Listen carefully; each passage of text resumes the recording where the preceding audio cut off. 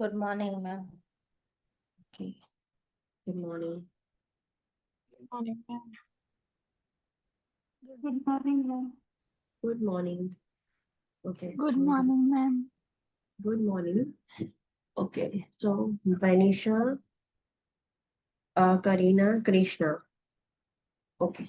So we have who is this Jill Typhoon? ये कौन है?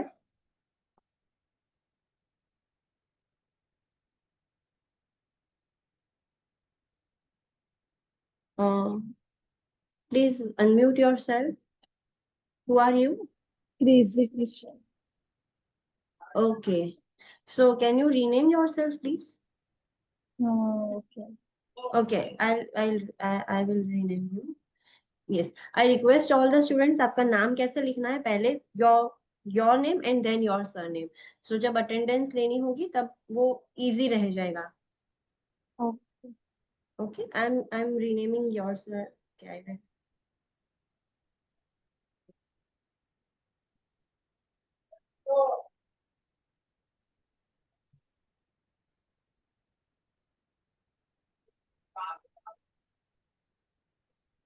Okay. Then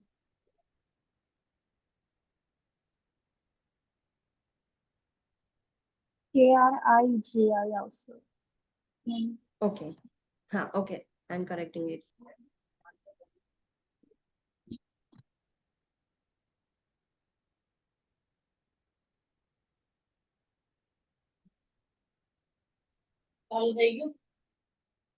Okay. Spell your name. Kriji Christian. Okay. N की जगह M हो गया है. Kriji. बराबर अब. Yes. Is it correct? हजू मत आई. फरीथी. Okay. Okay. Change नहीं हुआ है. अब. Okay, okay, thank you. Okay. And how do you pronounce your name? Crazy or Kriji? Crazy. Kriji, okay. Then Krishna. Angel, okay. So this is your first day and we are going to start a new cycle. फिर से हमारा syllabus start होगा. First हम study करेंगे medical surgical nursing, then mental health nursing, उसके बाद pharmacology study करेंगे. फिर foundations of nursing होगा, obstetrics and gynecology होगा, then pediatrics होगा, and last में complex care होगा. ऐसे अब syllabus की cycle होगी. आपके जो index है उसमें आप देख सकते हो. अगर आपको आई होप कि जो भी न्यू स्टूडेंट्स है सबने रिकॉर्डेड सेशंस वो कंप्लीट कर दिए होंगे. एंड वेनिशा, आई होप कि आपके fluid and electrolyte then prioritization और वो सारे कॉन्सेप्ट्स क्लियर होंगे. Yes, ma'am. Right. Okay. Yes, so ma'am. आज हम मेडिकल Ma'am, सर्जिकल स्टार्ट करते हैं. Yes. ma'am, recorded section session कहीं थी access करवाना. Okay. I will share you the link और you can ask to Arpita ma'am. Arpita ma'am आपको सारे रिकॉर्डेड सेशंस की लिंक भेज देंगी. सो जो भी अभी लाइव क्लास है वो एंड हो जाएगा तो till afternoon according to Indian time zone आपको वो रिकॉर्डेड सेशंस मिल जाएंगे. सो हर रोज अपलोड हो जाते हैं आफ्टरनून में. सो वहां से आप एक्सेस कर सकते हो. उसकी एक लिंक है, जैसे क्लासेस की एक लिंक है वैसे रिकॉर्डेड सेशंस की भी एक लिंक है. Drop a message to me, I will share you. Okay, thank you. Okay. So let's start the class.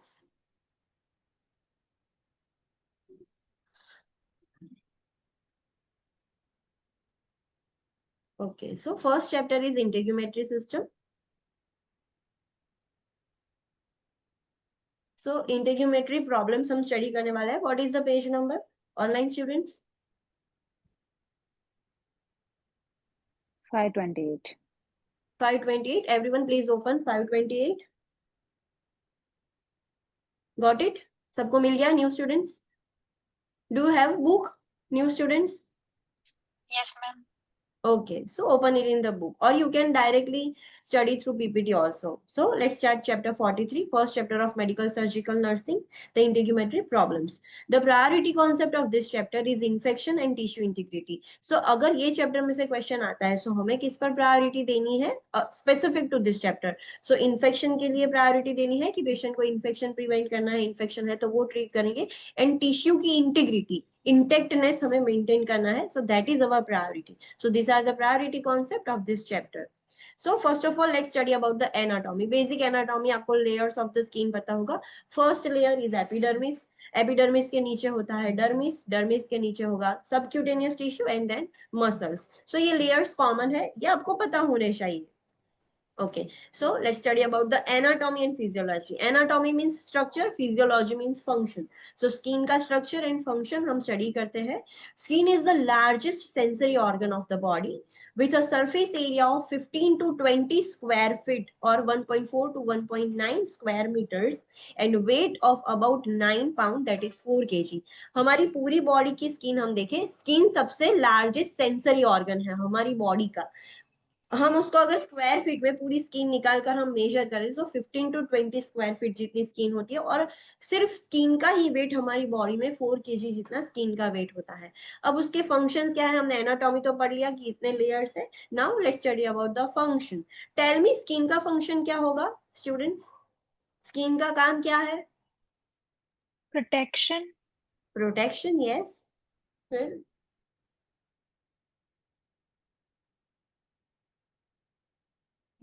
Maintain temperature. Body temperature maintain करती है, यस. एक्सक्रीशन में हेल्प करती है स्किन, यस. यस. एक्सक्रीशन में भी help करती है. जो वेस्ट प्रोडक्ट है in form of sweat skin से निकलते हैं.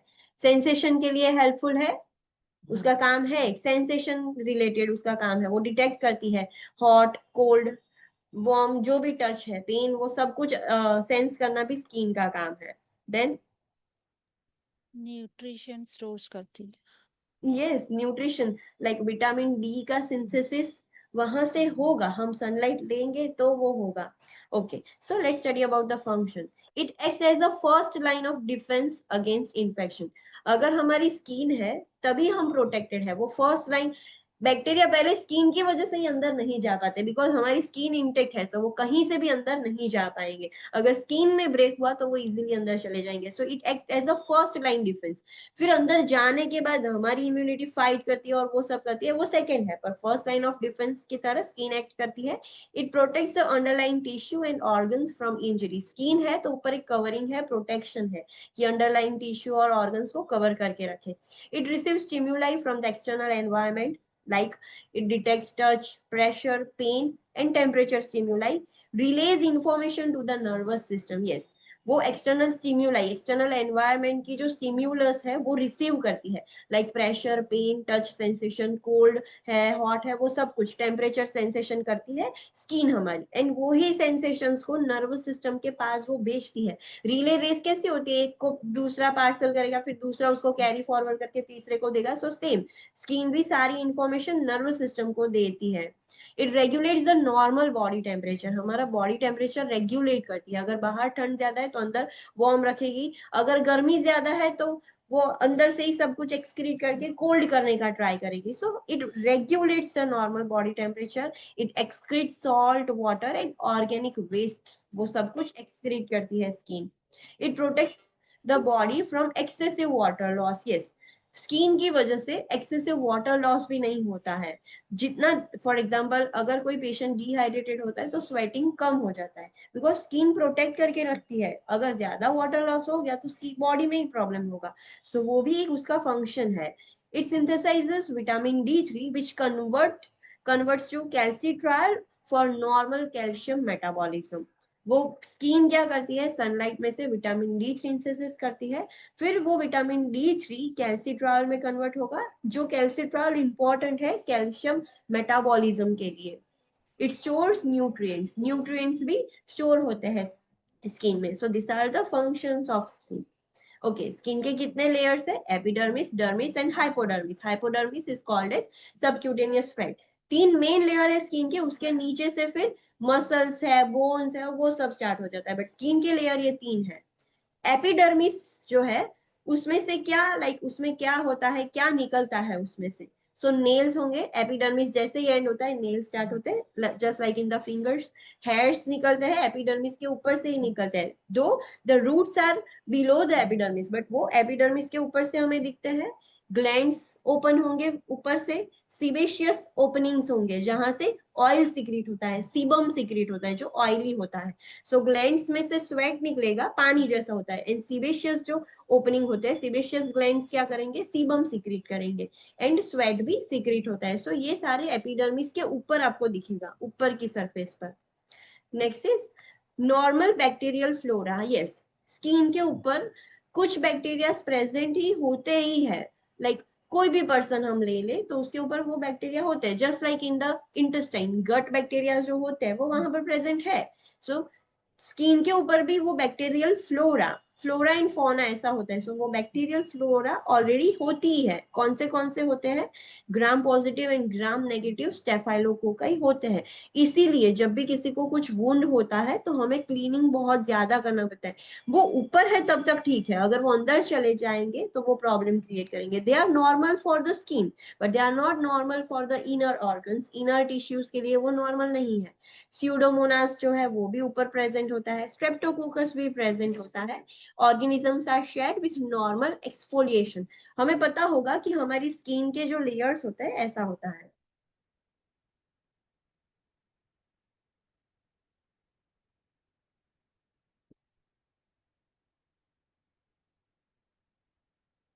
ओके, ये ऐसे स्किन के लेयर्स है, यहाँ पर सेल्स होते हैं। सो धीरे धीरे नए सेल्स बनते हैं तो ये ऊपर मूव हो जाते हैं, ऊपर के सेल्स ऐसे केराटिनाइज होके फ्लैट हो जाते हैं, नीचे ऐसे कॉलम जैसे होते हैं। फिर जैसे जैसे ऊपर जाएंगे वो छोटे होके जाएंगे और ऊपर एक पतला लेयर हो जाता है, स्क्वैमस सेल्स हो जाते हैं। सो जैसे जैसे नीचे नए सेल्स बनते हैं ऊपर का लेयर शेड ऑफ होना स्टार्ट हो जाता है। तो ये रेगुलर बेसिस पर होता है। सो ये जो ऑर्गेनिजम्स है वो भी धीरे धीरे, जैसे हमारी स्किन का नॉर्मल एक्सफोलिएशन होता है वैसे ये ऑर्गेनिजम्स भी धीरे धीरे उसके साथ शेड हो जाते हैं, नए वो उनका कोलोनाइजेशन होता रहता है। The pH of the skin is 4.2 to 5.6 that halts the growth of bacteria. A pH of 4.2 to 5.6 halts the growth of bacteria. Yes, skin के ऊपर अगर हम कुछ बेसिक चीज आपने देखा होगा कि जो सोप्स आते हैं अगर वो ज्यादा बेसिक है तो स्किन के लिए अच्छे नहीं है। सो ये जब बहुत ज्यादा बेसिक हो जाता है, 4.2 to 5.6 इज बेसिक, सो उसकी वजह से ये जो ग्रोथ ऑफ बैक्टीरिया है वो हॉल्ट हो जाता है, वो रुक जाता है, स्टॉप हो जाता है, and which is not good. So इतना पीएच उतना ज्यादा भी नहीं होना चाहिए। सो आपने देखा होगा कुछ हार्श केमिकल्स वाले जो बॉडी प्रोडक्ट्स है, सोप है, फेस वॉश है, they are not good for the skin because वो बैक्टीरिया को ही डैमेज करते हैं। सो इतने पीएच पर बैक्टीरिया का ग्रोथ रुक जाता है।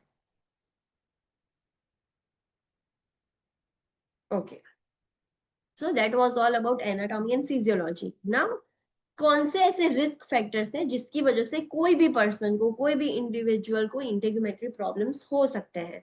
सो risk factors are exposure to chemical and environmental pollution. कोई ऐसा पर्सन है जो बहुत फ्रीक्वेंटली एक्सपोज हो रहा है केमिकल से, एनवायरमेंटल पॉल्यूटेंट से, उसकी वजह से उसको skin problems, skin issues start हो जाएंगे। एक्सपोजर टू रेडिएशन, उसकी वजह से भी हो सकता है।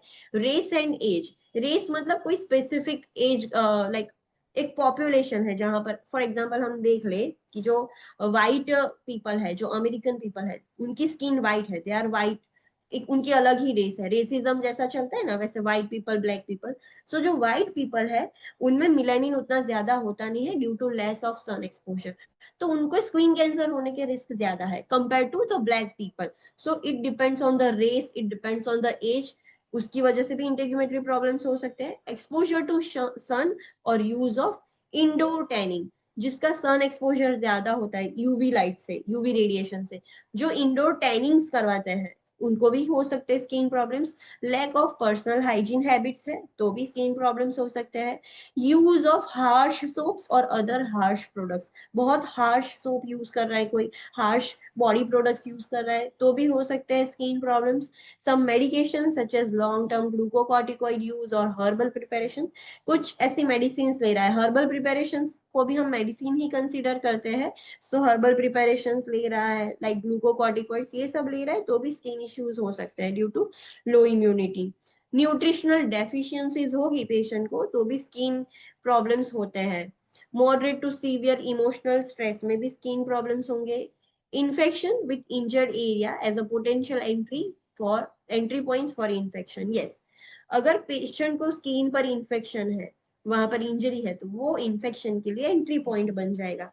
रिपीटेड इंजरी और इरिटेशन, एक ही जगह पर बार बार स्किन पर इंजरी हो रही है, इरिटेशन हो रहा है, तो फिर वहां पर भी वो स्कार हो जाएगा, स्किन प्रॉब्लम हो जाएगा। जेनेटिक प्रीडिस्पोजिशन, आपने देखा होगा कि कुछ लोगों को कुछ चीज की एलर्जी होती है, सो उनके बच्चों को भी सेम एलर्जी होगी, so that is they have got in the hereditary, so उनका जेनेटिक प्रीडिस्पोजिशन ही ऐसा हुआ है, या तो कुछ सिस्टमिक इलनेस है तो उसके सिम्टम सिस्टमिक है तो स्किन पर भी दिखेंगे। सो ये सारे रीजंस है, रिस्क फैक्टर्स है जिसकी वजह से इंटीग्यूमेटरी प्रॉब्लम हो सकता है। Psychological impact related to integumentary problem, yes, ये सबसे कॉमन चीज है। जिसको भी स्किन इश्यूज होंगे ना, उन पर साइकोलॉजिकल इंपैक्ट ज्यादा होगा, बिकॉज स्किन एक हमारी ऐसी चीज है, ब्यूटी ऑर्गन की तरह हम यूज करते हैं हमारी स्किन को। अगर स्किन का ही कुछ इश्यू होगा तो वो पर्सन है उसके ऊपर साइको सोशल इम्पैक्ट ज्यादा होगा।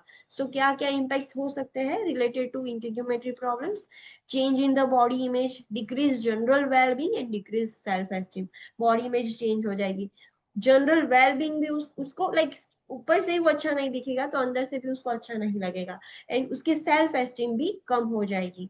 Social isolation and fear of rejection because of embarrassment about the changes in the skin appearance. वो जो पर्सन है वो आइसोलेट हो जाएगा, वो सोशली सबसे दूर रहेगा, बिकॉज उसको डर लगता है कि सब लोग उसको रिजेक्ट कर देंगे, उसको शर्म आ रही है उसके स्किन के अपीयरेंस पर जो चेंजेस हुए हैं उसकी वजह से। रेस्ट्रिक्शन इन फिजिकल एक्टिविटी, कुछ भी फिजिकल एक्टिविटी करने का उसको मन नहीं करेगा, वो सिर्फ आइसोलेट रहेगा। पेन होता है, डिस्ट्रप्शन और लॉस ऑफ एम्प्लॉयमेंट, यस, कुछ ऐसी स्किन कंडीशन होती है जिसकी वजह से उसकी जॉब भी चली जा सकती है, कुछ लाइक कंटेजियस स्किन डिजीज हो गया उसको तो फिर उसको जॉब से भी निकाल देंगे। Cost of medication, hospitalization and follow up care including dressing supplies, yes, dermatology की जो मेडिसिन आती है, जो लोशंस आते हैं, they are so costly. Integumentary problems solve करने के लिए जो उसकी ट्रीटमेंट है वो बहुत कॉस्टली है। सो कॉस्ट ऑफ मेडिकेशन की वजह से भी साइकोसोशल इम्पैक्ट पड़ता है, hospitalisation, follow up care, dressing supplies, ये सब कुछ लाने में भी उसके ऊपर साइकोसोशल इम्पैक्ट होगा। सो इंटीग्यूमेटरी प्रॉब्लम्स की वजह से ये सब चीजें होती है। Now this was all about introduction. अभी हमें कभी भी वुंड होता है, वुंड मतलब इंजरी होता है, और जो वुंड क्रिएट हो जाता है जिसको हम बोलते हैं घाव, वो कैसे हील होता है वो हम स्टडी करेंगे। सो एक नेचुरल प्रोसेस है और एक हीलिंग बाय इंटेंशन है, हम खुद से उसको हील करने का ट्राई करेंगे, और एक है जो नेचुरली अपने आप हील हो जाता है, उसके ऊपर कुछ करते नहीं है। सो जो नेचुरली हील होता है उसके फेजेस क्या है? Inflammatory phase, fibroblastic phase and maturation phase. Inflammatory phase क्या होता है? जब भी हमें कहीं पे भी इंजरी होती है, फर्स्ट इन्फ्लामेटरी रिएक्शन एक्टिवेट हो जाएगा। So first that is inflammatory phase, it begins at the time of injury and last 3 to 5 days। जैसे ही इंजरी होती है वैसे ही इन्फ्लामेटरी फेज स्टार्ट हो जाएगा, एंड 3 से 5 दिन तक वो फेज चलता है। वो फेज में होता क्या है, हमें कैसे पता चलेगा कि इन्फ्लामेटरी फेज चल रहा है? So manifestations include local oedema, pain, redness, itchiness, warmth and possible exudates. जब भी इंफ्लेमेटरी रिएक्शन होता है, नॉट ओनली स्किन, कहीं पे भी बॉडी में इंफ्लेमेटरी रिएक्शन होगा ये चीजें ही होगी। सिक्रेशंस बढ़ जाएंगे, सो एक्सुडेट्स होगा, एडिमा हो जाएगा, रेडनेस हो जाएगा, सो वार्म हो जाएगा, ये सब कुछ इंफ्लेमेटरी रिएक्शन में होता है। सो साइन एंड सिम्टम्स क्या है? वहां पर स्वेलिंग हो जाएगा। आप सोचो कि आपको कुछ लग गया है, फिर आप देखते हो कि वहां पर स्वेलिंग हो जाता है, उतने एरिया में पेन होता है, वहां पर रेड रेड हो जाता है, ईचिंग बहुत होता है, वहां पर आप टच करोगे तो आपको वार्म फील होगा, एंड एक्सुडेट्स निकलेंगे। एक्सुडेट्स मतलब, exudates means, new students, do you know? Fluid that comes out. हाँ, जो सिक्रीशंस निकलता है, पानी जैसा कुछ निकलता है, फ्लूइड जिसको हम बोलते हैं, उसको एक्सुडेट्स बोलेंगे। So this happens in the inflammatory phase. Inflammatory phase के बाद होता है फाइब्रोब्लास्टिक फेज। ब्राउन ब्राउन हो जाता है, कुछ लगता है तो, that is fibroblastic phase. It begins the 4th day after injury and lasts 2 to 4 weeks. Injury होने के चौथे दिन पर फाइब्रोब्लास्टिक फेज होगा, एंड वो फेज 2 से 4 वीक तक चलेगा।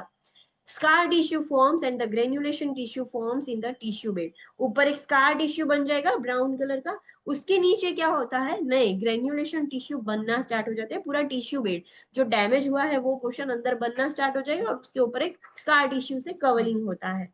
देन होता है मैच्योरेशन फेज। अभी स्कार ऊपर का जो ब्राउन है वो स्कार निकल भी जाए तो भी नीचे सेम स्किन नहीं हो जाती, इट टेक्स टाइम। अगर सोचो कि ज्यादा इंजरी हुई है, पूरा ऐसे कट लग गया है, तो ऊपर से हील हो गया, फिर उसको मैच्योर होने में समटाइम्स वो स्कार रह जाता है। सो मैच्योरेशन में कुछ घाव ऐसे होते हैं कि 1-2 साल तक उसके मार्क्स रह जाते हैं, फिर वो जाता है। इन कुछ ऐसे होते कि परमानेंट होते हैं। So that is called as maturation phase. It begins as early as 3 weeks after the injury and may last for 1 year also. 2 से 4 वीक तक तो वो फाइब्रोब्लास्टिक फेज था, तो वो जितना जल्दी, मतलब 3rd वीक से मैच्योरेशन फेज में हम कहते हैं कि पेशेंट मैच्योरेशन फेज में आ गया है, वो इंजरी एंड वो जो ये जो फेज है वो 1 साल तक भी चल सकता है. The scar tissue becomes thinner and firm and inelastic on palpation. धीरे धीरे वहां पर स्कार बन जाएगा एंड स्कार टिश्यू धीरे धीरे ग्रेजुअली थीन होता जाता है एंड फिर डिसअपियर होता है. एंड जो स्कार टिश्यू है वो इनइलास्टिक है. एक बार वहां पर इंजरी हो जाती है स्किन में, सो जो भी टिश्यूज डैमेज हुए हैं वो नेचुरल के जैसे इलास्टिक नहीं रह पाएंगे, वो थोड़े फाइब्रस हो जाते हैं, इनइलास्टिक हो जाते हैं. That is the normal thing. So this are the phases. Naturally ऐसे हील होता है. Now healing by intention. सोचो सर्जरी करते हैं हम, सो पेशेंट के स्किन पर, बॉडी पर हम कट करते हैं, तो उसको नेचुरली हील होने के लिए हम छोड़ देते हैं? हम उसको सूचर्स लेके ड्रेसिंग करके जल्दी हील करते हैं. So that is healing by intention. हम करते हैं उसको, वो हील वो नेचुरली होगा बट हमने कुछ एफर्ट्स लगाए कि वो हील हो. सो let's study about the intentions. First intention में क्या करते हैं हम? wound edges are approximated and held in place, that is with sutures. Until healing occurs, wound is easily closed and dead space is eliminated. First intention, healing by first intention में हम simply क्या करते हैं? sutures लेके जो wound edges है,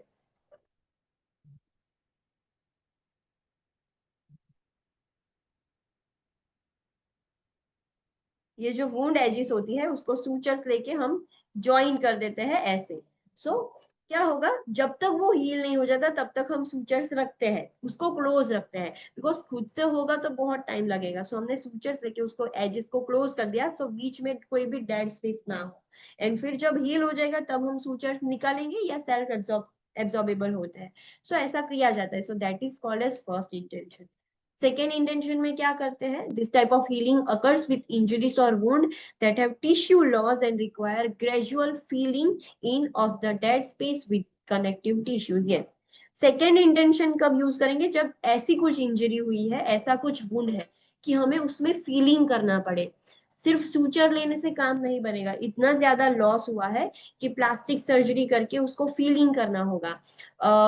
कभी ऐसा कुछ वुंड देखा है कि कहीं से स्किन लेकर कहीं पर रखते हैं, उसको फीलिंग करते हैं, फिर सूचर्स लेते हैं एंड फिर वो हील होता है. सो कुछ फीलिंग करना पड़े कि कनेक्टिव टिश्यू हम डेड स्पेस के अंदर फील कर रहे हैं, that is called as second intention. Got it online students? Yes ma'am. हाँ. Yes ma'am. फर्स्ट इंटेंशन में Yes, कुछ ma'am. फील नहीं कर रहे थे, सिर्फ सूचर्स ले रहे थे. सेकेंड इंटेंशन में हमें फीलिंग करना होगा, फिर हम सूचर्स लेंगे, that is second intention. Third intention में क्या होता है? This type of healing involves delayed primary closure and occurs with wound that are intentionally left open for several days for irrigation or removal of debris and exudates. Once debris has been removed and inflammation resolves, the wound is closed by first intention. Now third intention ऐसा type है कि जिसको हम जानबूझकर open रखते हैं wound को cleaning करने के लिए. हर रोज उसका इरिगेशन होगा, उसमें से डेब्रीज निकालेंगे, उसको क्लीन करेंगे. जब तक सारा एक्सुडेट्स निकल नहीं जाता, डेब्रीज नहीं निकल जाता, इन्फ्लामेशन रिजॉल्व नहीं हो जाता, तब तक हम उसको ओपन रखते हैं, ओपन वुंड रखते हैं. फिर एक बार वो सब इन्फ्लामेशन सब कुछ रिजॉल्व हो जाए, फिर हम फर्स्ट इंटेंशन से क्लोज करेंगे, मतलब सूचर्स लेंगे. So this is called as third intention. The difference is first intention में सिर्फ sutures लिए जाते हैं, जो नॉर्मल सर्जरी है उसका याद रख सकते हो, surgery is also wound. Second intention में हम फीलिंग करेंगे, कनेक्टिव टिश्यूज को फील करते हैं, that is second intention. Third intention में वुंड को ओपन रखा जाता है, और डेली इरिगेशन एंड क्लीनिंग किया जाता है। एक बार वो ठीक हो जाए, इन्फ्लेमेशन कम हो जाए, फिर हम उसके सूचर्स देंगे। तब तक उसको जानबूझकर हम ओपन रखते हैं, इंटेंशनली उसको ओपन रखते हैं। So that is intent healing by third intention. Got it? Yes. Okay, now types of wound drainage, this is so important. New students, ये आपके लिए बहुत इंपॉर्टेंट है। सारे क्वेश्चंस में ये वर्ड्स आ सकते हैं। सिर्फ आपको क्वेश्चन में सीरस, सीरो सेंगविनियस, सेंगविनियस ऐसे वर्ड्स आएंगे। सो आपको पता चलना चाहिए what is serous, what is serosanguineous. तो this is so important concept for you, you have to remember this. So let's study about types of drainage from the wound. कोई भी wound हो, इधर सर्जरी का wound हो या लगा हुआ है, इंजरी हुई है उसका वुंड है, कोई भी वुंड है, वुंड में से कुछ ड्रेनेज निकलता है, सिक्रेशन निकलता है, जैसे फ्लूइड निकलता है। So there are various types of drainage from the wounds. Let's study about this drainage. First is serous drainage. Serous drainage कैसा होता है, उसका कलर, उसका कैरेक्टरिस्टिक्स कैसा होगा? सो एकदम क्लियर होता है, स्ट्रॉ कलर होता है, या तो क्लियर होगा या तो स्ट्रॉ कलर होगा, but it is more towards clear, ज्यादा पानी जैसा दिखता है। It occurs as a normal part of healing process. जब भी हीलिंग होता है उसमें से सिक्रेशन निकलेगा, आपने देखा होगा, आपको कभी कुछ लगता है तो ये होता है। सो सीरस एकदम नॉर्मल ड्रेनेज है, serous drainage is a normal drainage.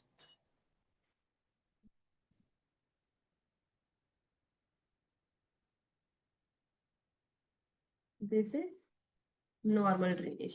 Next is serosanguineous. Serosanguineous क्या है? It is a pink colour due to the presence of small amount of blood cells mixed with the serous drainage. So serous drainage है, उसमें थोड़ा थोड़ा RBCs मतलब blood cells है अंदर, इसीलिए वो पिंक कलर का दिखता है। It occurs as a normal part of healing process. Serosanguineous drainage हो रहा है, that is also normal drainage. ये दोनों normal है। Now sanguineous, sanguineous मतलब रेड ड्रेनेज होगा from the trauma to the blood vessels. कभी भी इंजरी होता है so उसमें से जो सिक्रीशन निकल रहा है वो रेड रेड निकल रहा है, so that is called as sanguineous drainage. It may occur with wound cleansing or other trauma to the wound bed. Yes, हम जब फॉर एग्जाम्पल किसी को, कोई पेशेंट है जिसको वुंड है, इंजरी है, तो जब हम उसको क्लीनिंग करते हैं, क्लीनिंग के वक्त जो वुंड बेड है अगर उसको ट्रॉमा होगा तो भी रेड ड्रेनेज स्टार्ट हो जाता है, बिकॉज अंदर ब्लड वेसल्स डैमेज हो रही है, तब भी सीरो सेंगविनियस ड्रेनेज होगा। Sanguineous drainage is abnormal in the wounds. कभी भी आपको पेशेंट के अंदर सेंगविनियस ड्रेनेज, क्वेश्चन के अंदर लिखा हुआ है कि पेशेंट जिसको सर्जरी हुई थी, and nurse, as a nurse you have noticed there is a sanguineous drainage, so you have to think this is something abnormal, this is not normal. Next is haemorrhaging. Haemorrhaging मतलब sanguineous ही है, but सेंगविनियस थोड़ा थोड़ा discharge हो रहा था, red colour का, bleeding हो रहा था बट बहुत कम कम हो रहा था। हेमरेजिंग में ज्यादा होगा, फ्रैंक ब्लड निकलेगा, बहुत ज्यादा ब्लड लॉस होगा। So frank blood from the leaking blood vessels, blood vessel leak हो रही है और ड्रेनेज नहीं हो रहा है, अब तो सिर्फ ब्लीडिंग स्टार्ट हो गया है, so that is called as haemorrhaging drainage. may require emergency treatment to control bleeding. सीधा ब्लीडिंग स्टार्ट हो गया है, सो इमीडिएटली हमें कुछ करना होगा, इमरजेंसी ट्रीटमेंट देनी होगी टू स्टॉप द ब्लीडिंग, वरना पेशेंट हाइपोवोलेमिक शॉक में चला जाएगा, हाइपोवोलेमिया हो जाएगा। Haemorrhage is also an abnormal wound exudate, this is also abnormal.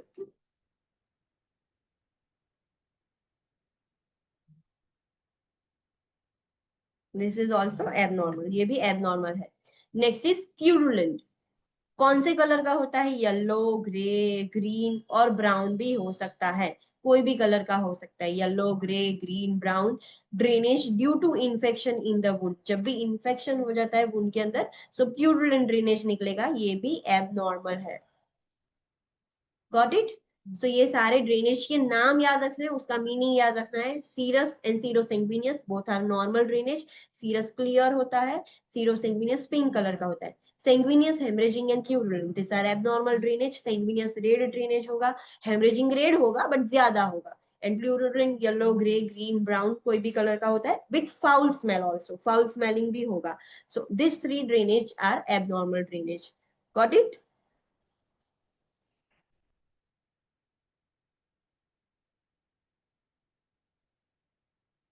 Okay, so that was all about introduction and वो सब हमने पढ़ लिया, कि जनरल हमने ब्रीफ आइडिया ले लिया, स्किन के स्ट्रक्चर के बारे में पढ़ लिया, फंक्शंस और क्या क्या स्किन में होता है वो हमने स्टडी कर लिया।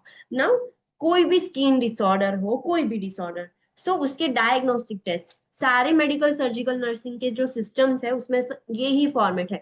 स्टार्टिंग में इंट्रोडक्शन स्टडी करेंगे, फिर डायग्नोस्टिक टेस्ट स्टडी करना है, सारी डिजीज कंडीशन के common diagnostic list of diagnostic test that we can perform in integumentary system. So सारे डायग्नोस्टिक टेस्ट पढ़ेंगे, फिर प्रॉब्लम्स स्टडी करेंगे। So let's start with the diagnostic test.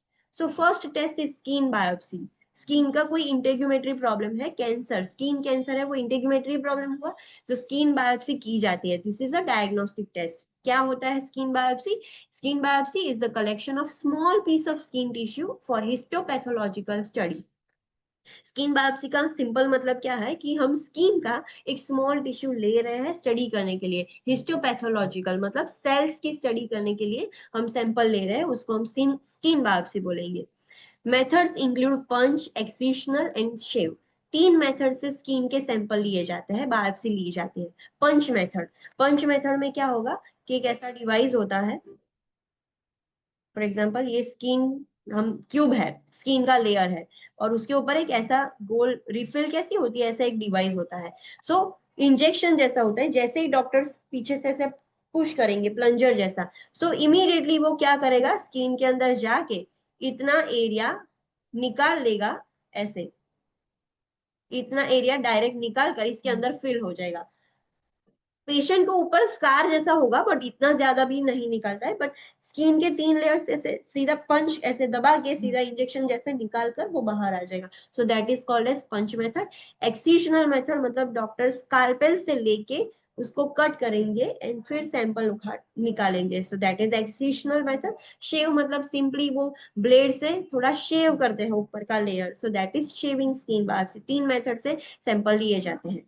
जब भी स्किन बायोप्सी पेशेंट के लिए प्रिस्क्राइब की गई हो, सो हमें प्री प्रोसीजर क्या इंटरवेंशंस लेने होंगे। So this is something invasive procedure. So जहां पर भी इन्वेजिव प्रोसीजर हो वहां पर कंसेंट तो पहले होनी चाहिए। So verify that inform consent has been obtain. Consent ली गई है वो हमें चेक करना है कि कंसेंट है या नहीं। And cleanse the site as prescribe. जहां से सैंपल लेना है वो साइट हमें प्रॉपरली क्लीन करनी होगी, फिर ही सैंपल लिया जाता है। This are the pre procedure intervention. Post procedure intervention हम क्या करेंगे? Place the specimen in an appropriate container and send it to a pathology laboratory for analysis. हमने डॉक्टर्स को असिस्ट किया था, पीएचसीपी ने सैंपल लिया। सो बीइंग अ नर्स हमारा काम क्या है, डॉक्टर ने हमें सैंपल लेके दे दिया तो हमें कंटेनर में रखना है, specific container, appropriate container.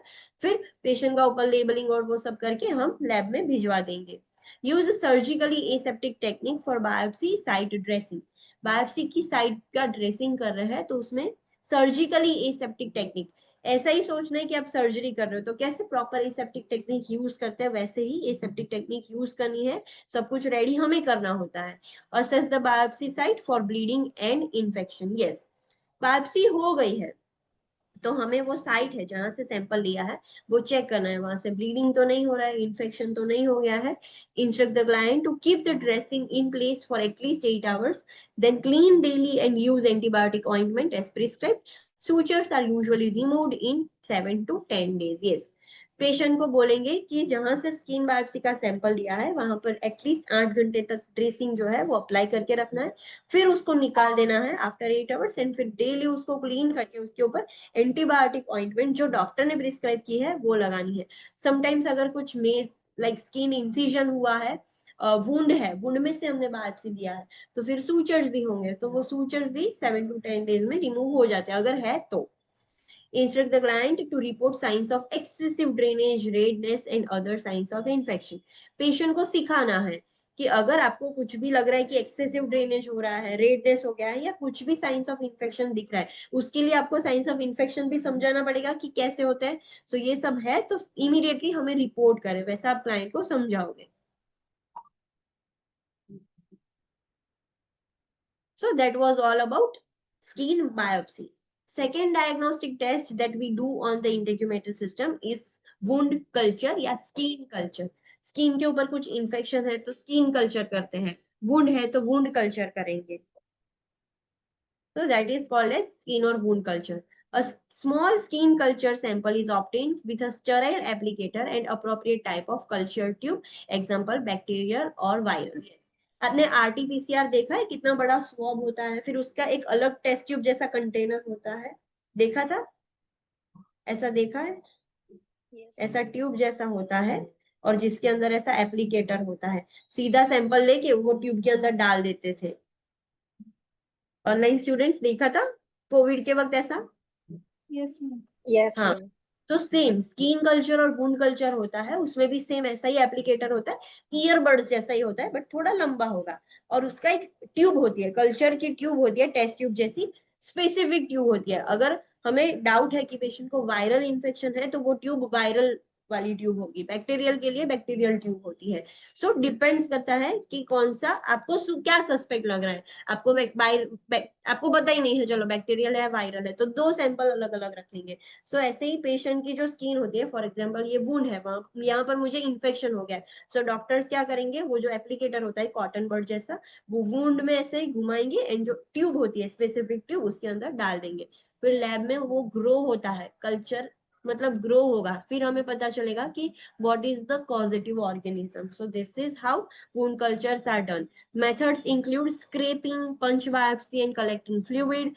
Local anesthesia may be used. Yes, normal wound होगा तो ऐसे एप्लीकेटर से लेंगे, बट ज्यादा सैंपल लेना है तो स्क्रेप करेंगे, पूरा वुंड को ऐसे स्क्रेप उखाड़ेंगे, पंच बायोप्सी की जैसे भी ले सकते हैं, या फ्लूइड जो है वो भी कलेक्ट कर सकते हैं। लोकल वहां पर पेन होगा, पेशेंट को वुंड है, वो छूने भी नहीं देगा, और आप वहां से स्क्रेप कर रहे हो पंच बायोप्सी तो कैसे करने देगा। सो वहां पर लोकल एनेस्थेशिया भी यूज किया जाता है, इट मे बी यूज, अगर ऐसे कुछ करना है तो वहां पर लोकल एनेस्थेशिया डॉक्टर्स यूज करेंगे, फिर वो सैंपल लेंगे।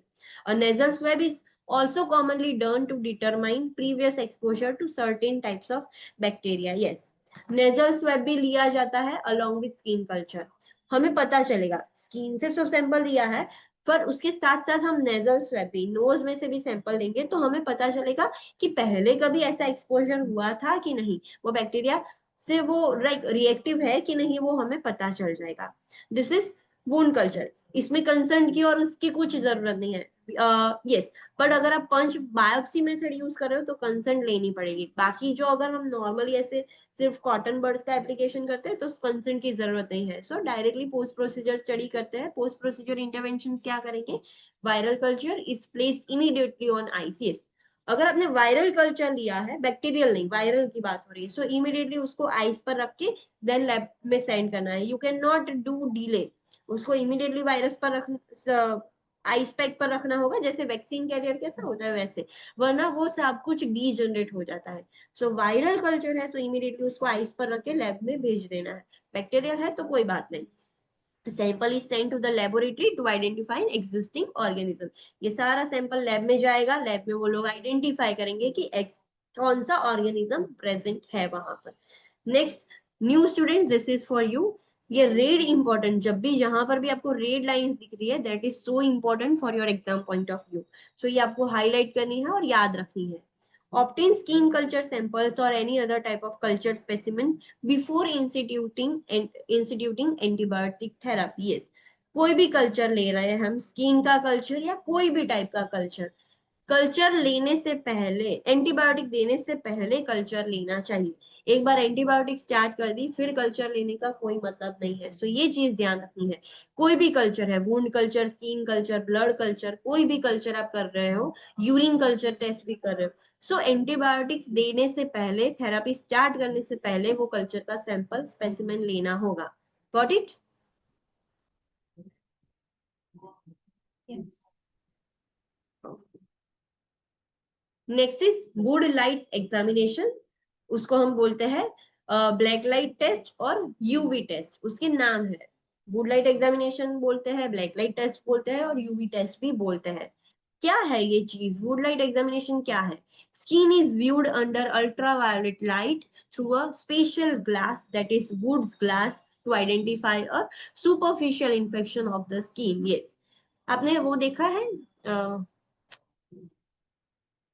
क्या बोलता है, आई फॉरगॉट, लेंस, क्या बोलते हैं इसको, मेरे को नाम याद नहीं आ रहा है।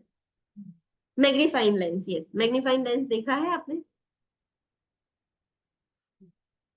वो आई डोंट नो गुजराती में क्या बोलते हैं, गोल ऐसे पकड़कर हम मैग्नीफाई करके देखते हैं। सो सेम, वुड ग्लास जो टेस्ट है वो सेम ऐसा होता है, डॉक्टर्स के पास ऐसे मैग्नीफाइंग लेंस जैसा होगा, बट उसमें से ब्लू दिखेगा, that is a would glass, special glass का बना होता है, एक अल्ट्रा वायलेट लाइट के अंदर देखना होता है। Late me show you image तो आपको पता चले।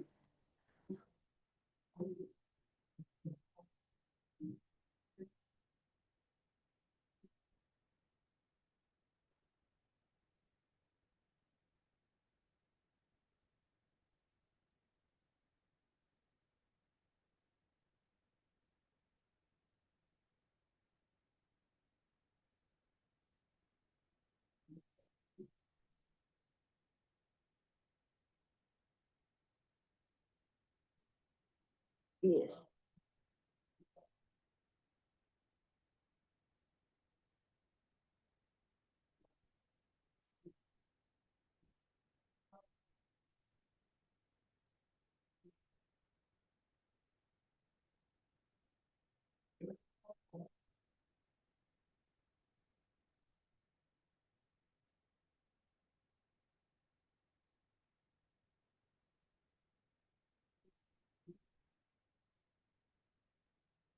Can you see it online students, दिख रहा है आपको?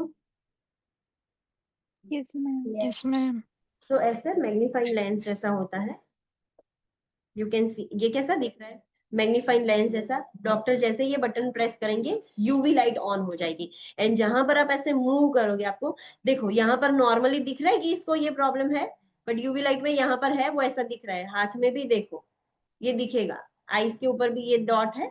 सो वो ये वुड लाइट टेस्ट है, ये स्पेशल डिवाइस आता है, ग्लास आता है, जैसे ही डॉक्टर्स ऑन करेंगे सो डॉक्टर्स को यूवी लाइट जैसा दिखेगा, सो कहीं पर भी स्किन प्रॉब्लम होगा सो इजीली डायग्नोस हो सकेगा, डॉक्टर को दिखेगा। So this is a wood light test, wood light examination बोलते हैं, यूवी लाइट टेस्ट भी बोलते हैं उसको।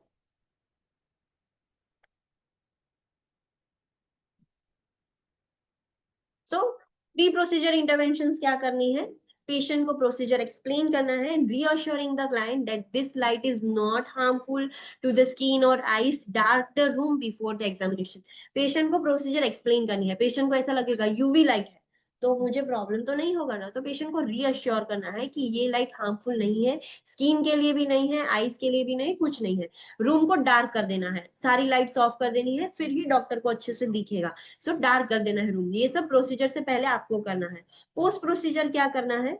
डॉक्टर्स चेक कर लेंगे, फिर आपको क्या करना है? Assist the client during adjustment from the dark room. Yes, आपने भी एक्सपीरियंस किया होगा, सडनली डार्क रूम में से आप लाइट रूम में जाते हो तो लाइक कैसा ग्लेयर होता है। सो पेशेंट को हेल्प करना है, एडजस्टमेंट जो डार्क रूम में से निकलने की वजह से जो एडजस्टमेंट करना होता है उसमें सिर्फ हेल्प करना है और कुछ नहीं करना है। So this is the post procedure intervention. Next is diascopy. Diascopy is also method to diagnose the skin condition. क्या होता है डायस्कोपी में? This is the technique that allows clearer inspection of lesions by eliminating the erythema caused by increased blood flow to the area. So जो patient को कुछ injury हुई है, कुछ इन्फेक्शन हुआ है, बट उसको एरिथमा हो गया है, एरिथमा मतलब सिंपली रेडनेस हो गया है। अब डॉक्टर को देखना है कि हुआ क्या है, तो कैसे पता चलेगा? बिकॉज स्किन ऑलरेडी रेड हो गई है, तो डॉक्टर्स क्या करेंगे? सो डॉक्टर्स क्या करते हैं, आपने लैब में देखी होगी, बायोलॉजी की लैब में स्लाइड आती है, ट्रांसपेरेंट ग्लास की रेक्टेंगल स्लाइड। सो डॉक्टर क्या करेंगे वहां पर, फॉर एग्जांपल जस्ट इमेजिन कि यहाँ पर मुझे रेडनेस हो गया है, doctor wants to view my natural skin. So doctor क्या करेंगे, स्लाइड लेंगे एंड स्लाइड को यहाँ पर रख के कंप्रेस करेंगे, ऐसे प्रेस करने के बाद वहां पर उतना एरिया ब्लेंच हो जाएगा, व्हाइट हो जाएगा। सो सर्कुलेशन व्हाइट हो जाएगा और कुछ प्रॉब्लम होगा तो इमीडिएटली दिख जाएगा। You can also search it on Google, diascopy के इमेज, तो आपको दिख जाएगा कि स्लाइड लेके प्रेस करते हैं सो उतना एरिया ब्लेंच हो जाता है, पेल हो जाता है, और फिर वहां पर कुछ लीजन्स होंगे तो डॉक्टर को इजीली दिख जाएंगे। So glass slide is pressed over the lesion causing blanching and revealing the lesion more clearly. Blanch हो जाएगा, व्हाइट हो जाएगा, पेल हो जाएगा, सो कुछ और लीजन्स होंगे तो क्लियरली डॉक्टर को दिख जाएंगे। डायरेक्ट एरिथमा में देखना पॉसिबल नहीं है, so this is method is called as diascopy. So इतनी तीन मेन चार मेन डायग्नोस्टिक टेस्ट है जो कोई भी स्किन कंडीशन है इसमें से ही यूज होगा। And next is skin assessment. जब भी हम असेसमेंट करते हैं हेड टू टो असेसमेंट, उसमें स्किन आ जाएगी, तो स्किन का असेसमेंट कैसे करना है वो चैप्टर 12 फाउंडेशंस ऑफ नर्सिंग है, फंडामेंटल्स ऑफ नर्सिंग, उसमें हम पूरा असेसमेंट का चैप्टर स्टडी करेंगे, तो वो चैप्टर वहां पर स्टडी कर लेंगे। So this is all about diagnostic tests that are performed in skin conditions. अभी disorder start हो गए हैं. So let's take a short break of 10 minutes. फिर हम disorder start करेंगे. सारे skin के various disorders पढ़ेंगे.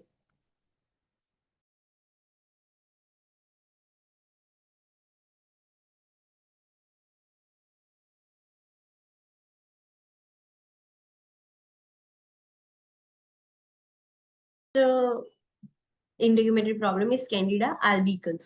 कैंडिडा नेम से ही पता चल रहा है कि ये कुछ फंगल इन्फेक्शन के बारे में है. सो let's study about Candida albicans. A superficial fungal infection of the skin and mucous membrane, इसको हम बोलेंगे कैंडिडा albicans. So जब भी क्वेश्चन में लिख कर आए कि patient is suffering from Candida albicans, so आपको इमीडिएटली स्ट्राइक होना चाहिए कि ये एक सुपरफिशियल स्किन इन्फेक्शन है या तो म्यूकस मेम्ब्रेन, माउथ की और वैसे म्यूकस मेम्ब्रेन है उसका इन्फेक्शन है, बट फंगल इन्फेक्शन है, नॉट बैक्टीरिया और viral. Also known as yeast infection, इसको हम यीस्ट इन्फेक्शन भी बोलते हैं, या तो ओरल कैंडिडियासिस भी बोलेंगे अगर माउथ में हो जाएगा, या तो थ्रश भी बोल सकते हैं. When it occurs in the mouth, mouth में होता है तो ओरल कैंडिडियासिस भी बोलते हैं, थ्रश भी बोलते हैं. थ्रश में क्या हो जाता है, पूरी टंग वाइट वाइट हो जाती है. सो ये सारे उसके नाम है. रिस्क फैक्टर्स इंक्लूड, किसको होता है Candida albicans, immunosuppression, long term antibiotic therapy, medications, diabetes mellitus and obesity, ये सारे रीजंस है, रिस्क फैक्टर्स है जिसकी वजह से पर्सन को कैंडिडा अल्बिकन्स हो सकता है. अगर उसकी इम्यूनिटी डाउन है, इम्यूनोसप्रेशन है, लॉन्ग टर्म से एंटीबायोटिक थेरेपी ले रहा है कोई पर्सन, या कुछ स्पेसिफिक ऐसी मेडिकेशंस ले रहा है लाइक ग्लूकोकॉर्टिकोइड्स, ऐसी मेडिकेशंस है, डायबिटिक है पेशेंट या ओबेस है. Common areas of occurrence includes skin fold, perineum, vagina, axilla and under the breast. Mouth में तो होता है, इसके सिवाय और कहाँ पर हो सकता है, so जहाँ पर skin folds होते हैं, कहाँ पर skin folds होते हैं, like perineum है, vagina है, axilla है, under the breast है, नेक में भी ऐसे हो सकते हैं स्किन फोल्ड्स अगर होंगे, तो इसीलिए ओबेस पर्सन को ज्यादा होता है बिकॉज स्किन फोल्ड्स ज्यादा होंगे, सो वहां पर अच्छे से फंगस को ग्रो होने की जगह मिल जाएगी. असेसमेंट, जब भी कैंडिडा अल्बिकन्स इन्फेक्शन होता है पेशेंट को, तो साइन एंड सिम्टम्स कैसे होंगे, असेसमेंट, स्किन की बात हो रही है, सो स्किन एकदम रेड हो जाएगी, इरिटेटेड अपीयरेंस आएगा, दैट ईचिस एंड स्टिंग्स, पेशेंट की स्किन रेड हो जाएगी और उसको बहुत वहां पर ईचिंग होगा. स्टिंग्स मतलब लाइक ऐसे कुछ कुछ डंक रहा हो, ऐसा कैसा फील होता है, सेंसेशन होता है, वैसे स्टिंग्स उसको लगेगा.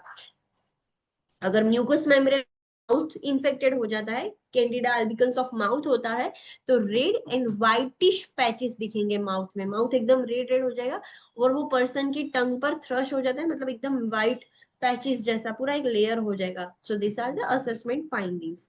Now let's study about interventions. जब भी कोई पेशेंट को कैंडिडा अल्बिकन्स होता है तो इंटरवेंशंस, एज अ नर्स हमें क्या इंटरवेंशन करनी है उसकी बात हो रही है.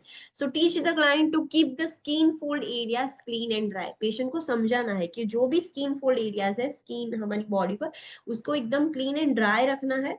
For hospitalized client, inspect the skin fold area frequently, position the client frequently and keep the skin and bed linens clean and dry. ये दोनों प्रिवेंशन के स्टेप्स हैं.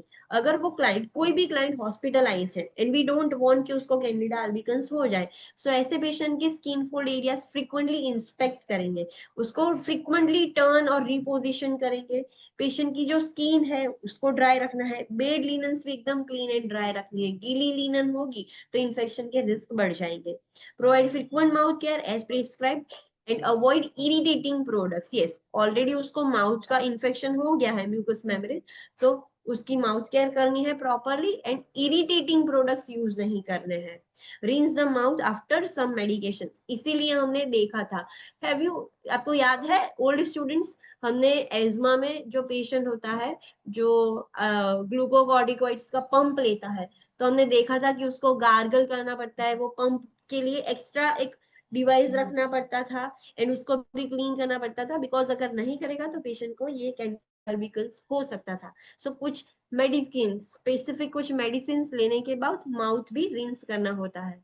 Provide food and fluids that are tepid in temperature and non irritating to mucous membranes. Yes, already patient को अगर बहुत ज्यादा गर्म दे दोगे या चिल्ड दे दोगे तो इरिटेट हो सकता है। सो उसको टैपिड फूड एंड फ्लूइड्स देना है। टैपिड मतलब बहुत गर्म भी नहीं ठंडे भी नहीं, थोड़े वार्म जैसे देना है कि उसको सूथिंग हो। सो ऐसा फूड और ऐसा फ्लूइड देना है जो टैपिड इन टेम्परेचर हो एंड जो नॉन इरिटेटिंग हो म्यूकस मेम्ब्रेन्स पर। And anti fungal medications as prescribe, anti fungal medicine भी दे सकते हैं, एप्लीकेशन के लिए भी दे सकते हैं इन अ फॉर्म ऑफ ऑइंटमेंट और वैसा, और आईवीबी ओरल आईवीबी दे सकते हैं। सो ये सारी नर्सिंग इंटरवेंशंस थी। Any doubt in first condition new students? No, ma'am. Okay, ऐसा तो नहीं लग रहा है कि ज्यादा फास्ट जा रहा है ऐसा कुछ? Are you comfortable with the pace? Yes. Yes, ma'am. Okay, Yes, ma'am. तो नेक्स्ट कंडीशन हर्पिस जोस्टर, जिसको हम शिंगल्स भी बोलते हैं। कोई मुझे बताएगा what do you mean bye herpes zoster? Herpes zoster क्या है? Any idea? हमने आई गेस वैक्सीनेशन में और ऐसा जहां पर पढ़ा था, इम्यूनिटी प्रॉब्लम्स में ऐसा कुछ पढ़ा था। Herpes zoster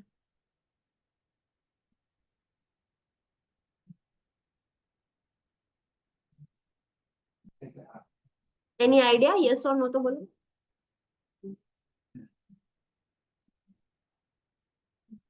ma'am rash rash हो जाता है।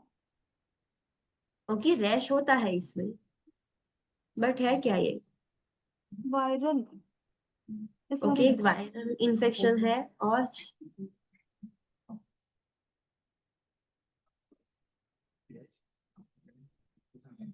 एक एक मेन चीज जिससे आपको पूरा बेसिक आइडिया आ जाएगा।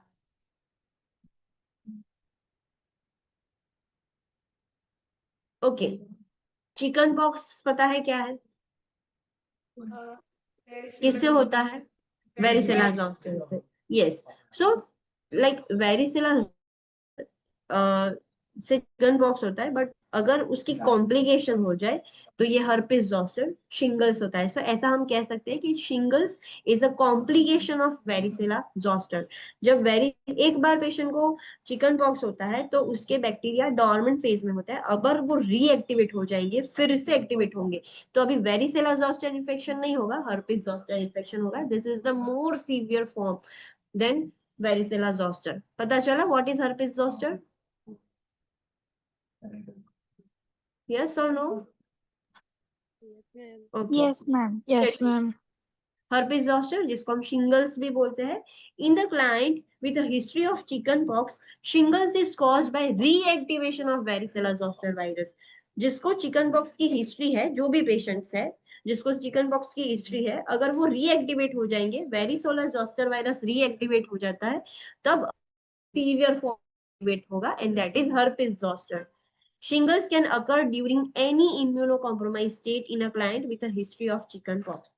किसी एक पर्सन को चिकन पॉक्स हुआ था लाइफ टाइम पे कभी भी, अभी जैसे ही वो इम्यूनो कॉम्प्रोमाइज स्टेट में जाएगा, उसकी इम्यूनिटी डाउन हो जाएगी, उसको शिंगल्स हो सकता है. शिंगल्स जैसे ही इम्यूनो कॉम्प्रोमाइज स्टेट में आएगा पेशेंट, वो रीएक्टिवेट हो जाएगा varicella zoster and now it will occur as a herpes zoster. Shingles हो जाएगा उसको. The dormant virus is located in the dorsal nerve root ganglia of the sensory cranial and spinal nerves. Yes, हमें पता है 12 cranial nerves है and सारी spinal cord में से स्पाइनल नर्व्स निकलती हैं. सो उसका जो डॉर्सल नर्व रूट गैंग्लिया है, like nerve root ganglia means for example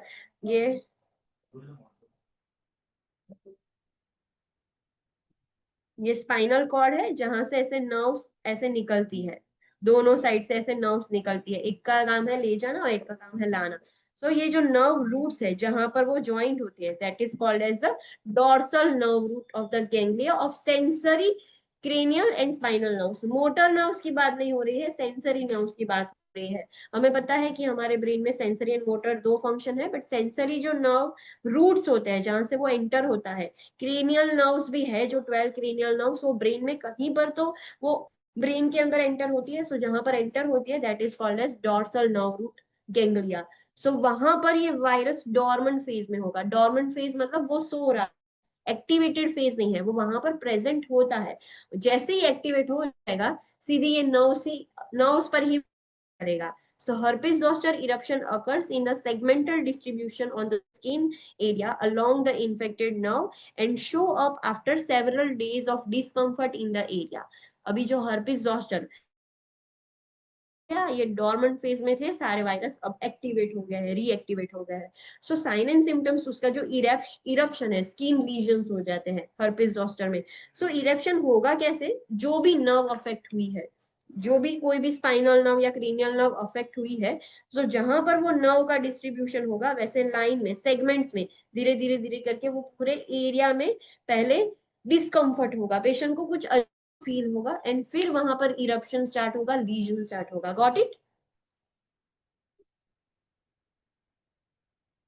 Yes.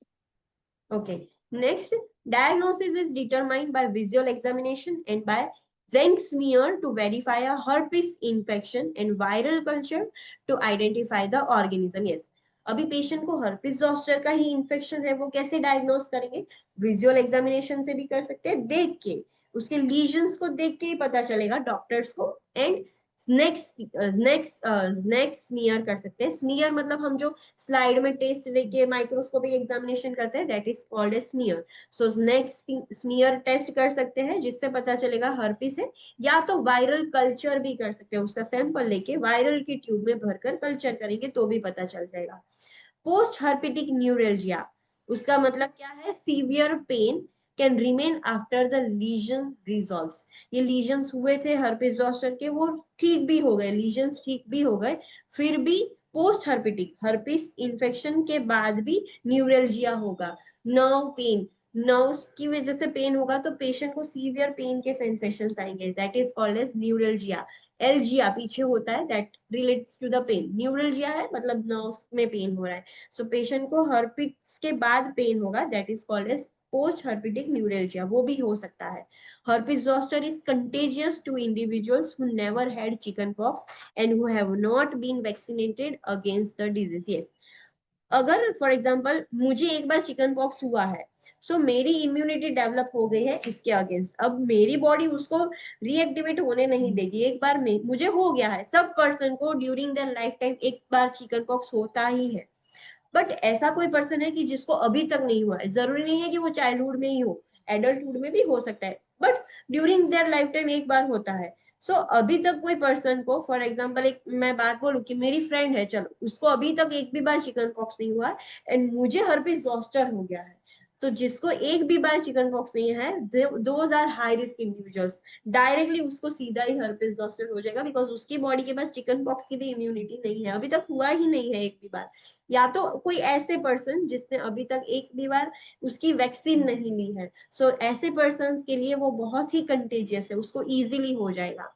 herpes simplex virus is another type of virus. Type 1 infection typically causes a cold sore, usually on the lip, and type 2 causes genital herpes, typically below the waist. Both types are contagious and may be present together. Yes, herpes zoster virus भी है, वैसे ही एक herpes simplex virus भी है, वो एक दूसरा type है, herpes का ही दूसरा टाइप है। herpes zoster अलग है, herpes simplex अलग है। herpes simplex वायरस भी दो टाइप के हैं। फर्स्ट है टाइप 1।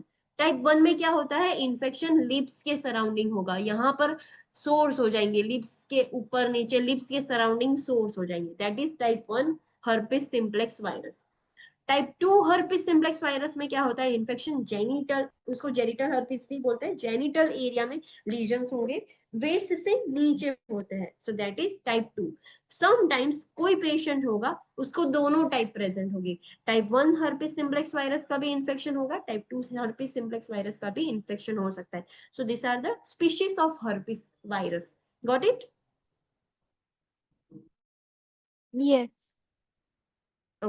नाउ असेसमेंट, अभी असेसमेंट हम herpes zoster का देख रहे हैं, हमने सिर्फ एक लाइन पढ़ी कि herpes, but now herpes zoster unilaterally clustered skin vesicles along peripheral sensory nerves on the trunk। एक साइड यूनिलेटरल, दोनों साइड नहीं होगा, एक ही साइड क्लस्टर में स्किन वेसिकल्स बन जाएंगे। कहाँ पर? जो पेरिफेरल सेंसरी नर्व्स है पूरे ट्रंक पर, थोरैक्स पर एंड फेस पर, जो नर्व्स, स्पाइनल नर्व्स या क्रेनियल नर्व्स जहां पर एंड होती है, पेरिफेरल उसका एंडिंग है, जहां पर वो एंड होती है वहां पर क्लस्टर ऑफ स्किन वेसिकल्स बन जाएंगे। ट्रंक पर भी हो सकता है पूरा, थोरैक्स पर भी हो सकता है, फेस पर भी हो सकता है। फीवर होगा पेशेंट को, मलेज होगा, general weakness, burning and pain sensation होगा वो एरिया पर। पेरिस्थेशिया होगा। What is paraesthesia? New students, any idea? tingling sensation. Yes, numbness and tingling sensation, दोनों को हम पेरिस्थेशिया बोलते हैं। सो जिसको नहीं पता है please write it down. Pruritus होगा। What is pruritus new students? What is pruritus? Old students, what is pruritus? Generalized itching होगा, मैम बहुत ज्यादा ईचिंग होगा। Urticaria, pruritus, ma'am itching. Yes, आपका आवाज सुनाई नहीं दे रहा है। Okay, just a minute.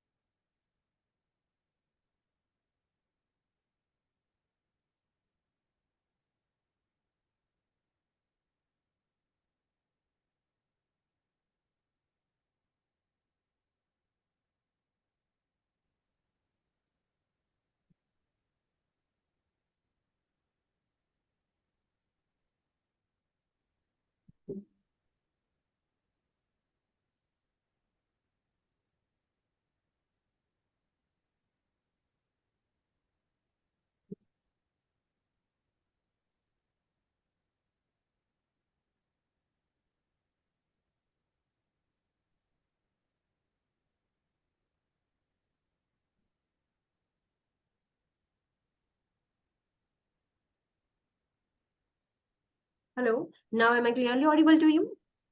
Yes, ma'am. Okay, so pruritus होगा मतलब excessive itching. Urticaria, pruritus, itching सबका मतलब एक होता है। सो प्रूरिटस होगा।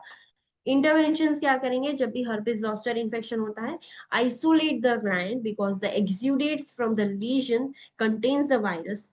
Maintain standard precautions and other precautions such as contact precautions as appropriate as long as vesicles are present. Okay, patient को isolate करना होगा। जो एक्सुडेट निकलता है मतलब जो डिस्चार्ज निकलता है वो लीजन्स में, वेसिकल्स में से, उसके अंदर वायरस होता है। अगर वो आपने टच कर लिया तो आपको इन्फेक्शन होने के रिस्क है। सो स्टैंडर्ड प्रिकॉशंस तो हम सब में मेंटेन करते ही है। उसके सिवाय अदर प्रिकॉशंस भी लेने हैं, लाइक कॉन्टेक्ट प्रिकॉशंस। उसको छूना नहीं है, जो हमने स्टडी किया था। New students will study later on. So contact precautions लेने होते हैं एज अप्रोप्रिएट। जब तक वेसिकल्स प्रेजेंट है तब तक कॉन्टेक्ट प्रिकॉशंस लेना है। समटाइम्स हर्पिस जोस्टर में एयरबोर्न प्रिकॉशंस भी लेने पड़ते हैं, बट इतना याद रखना है कि अभी के लिए वेसिकल्स को हम बैरली टच नहीं करेंगे। सो कॉन्टेक्ट प्रिकॉशंस याद रख सकते हो आप। Assess for the sign and symptoms of infection including skin infection, eye infection, skin necrosis can also occur. Yes, दूसरे साइन एंड सिम्टम्स भी आपको इन्फेक्शन के चेक करने होंगे। हर्पिस जोस्टर में स्किन लीजन्स तो होता है बट उसके साथ साथ और इन्फेक्शन के भी साइंस होंगे, लाइक स्किन का इन्फेक्शन होगा, आईज का इन्फेक्शन हो सकता है, स्किन नेक्रोसिस भी हो सकता है। वो सब कुछ आपको असेसमेंट करना होगा। Assess neurovascular status and the seventh cranial nerve function. Bell's palsy is a complication. Yes, इतना याद रखना है, हर्पिस जोस्टर वायरस की वजह से बेल्स पाल्सी हो सकता है। This is the complication because ये वायरस नर्व्स को अफेक्ट करता है। सो अगर सेवेंथ क्रेनियल नर्व फंक्शन हमें चेक करते रहना है, न्यूरोवेस्कुलर स्टेटस हमें चेक करते रहना है। अगर सेवेंथ क्रेनियल नर्व का फंक्शन इम्पेयर्ड हो गया, जो फेशियल नर्व है, सो उसकी वजह से बेल्स पाल्सी हो सकता है, फेशियल पैरालिसिस काइंड ऑफ हो सकता है।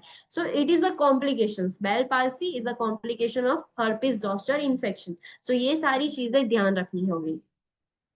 Next, use an air mattress and bed cradle on the client's bed if hospitalized and keep the environment cool, warm and touch aggravates the pain. Yes, ये जो person होते हैं जिसको herpes zoster का infection है, अगर आप थोड़ा भी छुओगे ना तो उतना सीवियर पेन होगा, लाइक टच करने पर भी। सो ऐसे पेशेंट के लिए एयर वाली मैट्रेस यूज करनी पड़ेगी, बेड क्रेडल यूज करना पड़ेगा। Bed cradle means what do you mean bye bed cradle?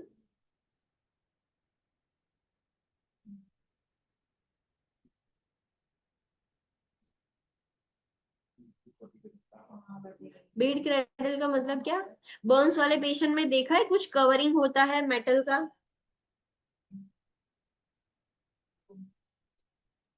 Yes. Online. Yes. हाँ, तो हम बेड क्रेडल बोलते हैं। बर्न्स वाले पेशेंट में भी सेम होता है, अगर उसको कुछ टच हो जाएगा तो बहुत पेन होता है। सो कुछ टच ना हो जाए उसके लिए हम उसके ऊपर ऐसे मेटल की फ्रेम रख देते हैं एंड उसके ऊपर बेडशीट रखेंगे, ओपन नहीं रख सकते। सो सेम ये वाले पेशेंट में भी बेड क्रेडल्स यूज करना पड़ेगा, बिकॉज पेशेंट को लाइक वो हॉस्पिटलाइज है तो पेशेंट का एनवायरमेंट कूल रखना है, टच भी होगा कुछ तो उसको पेन ज्यादा होगा। सो इसीलिए ये सब करना पड़ता है जो हॉस्पिटलाइज है।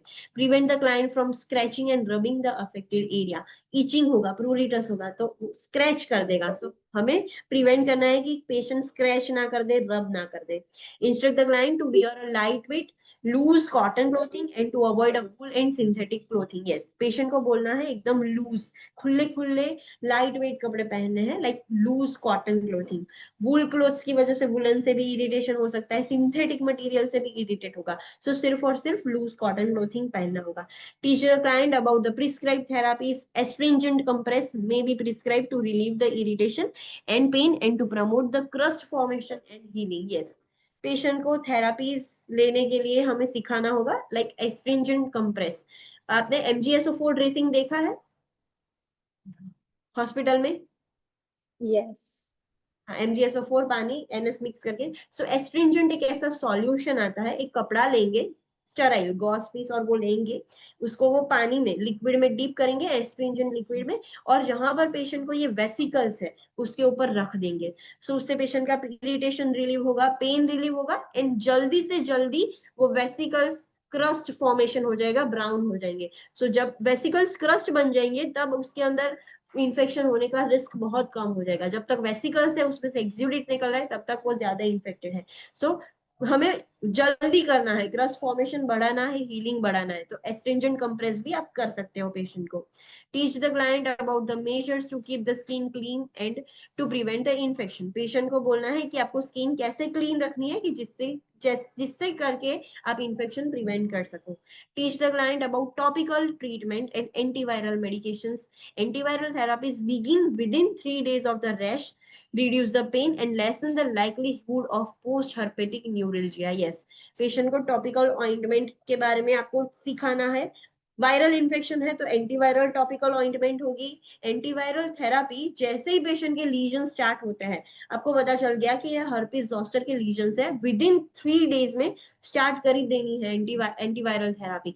जितना आप लेट थेरापी स्टार्ट करोगे उतना पोस्ट हर्पेटिक न्यूरल्जिया होने के चांसेस ज्यादा है, फिर उसको लाइफ टाइम ये होगा। लीजन्स ठीक हो जाएंगे बट वो पेन, जो नर्व पेन है वो जिंदा रहेगा, तब तक होगा उसको नर्व पेन।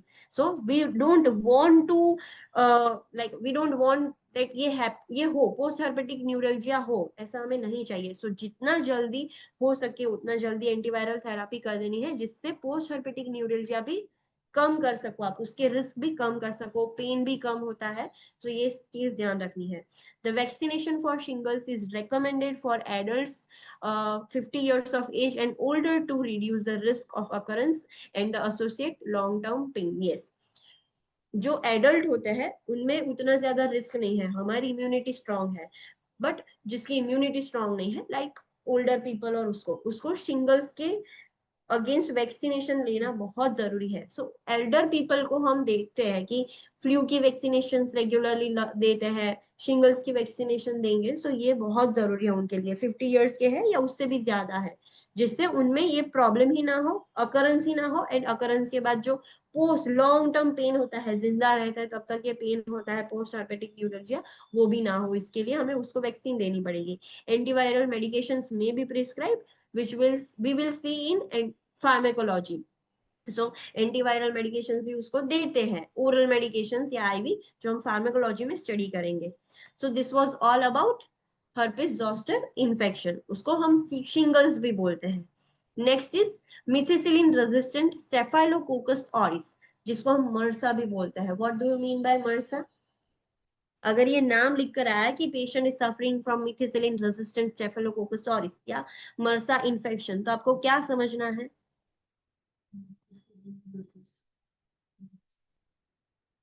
कौन? Online students, any idea, any guesses? Mumps. No, mumps is different. ये mumps नहीं है.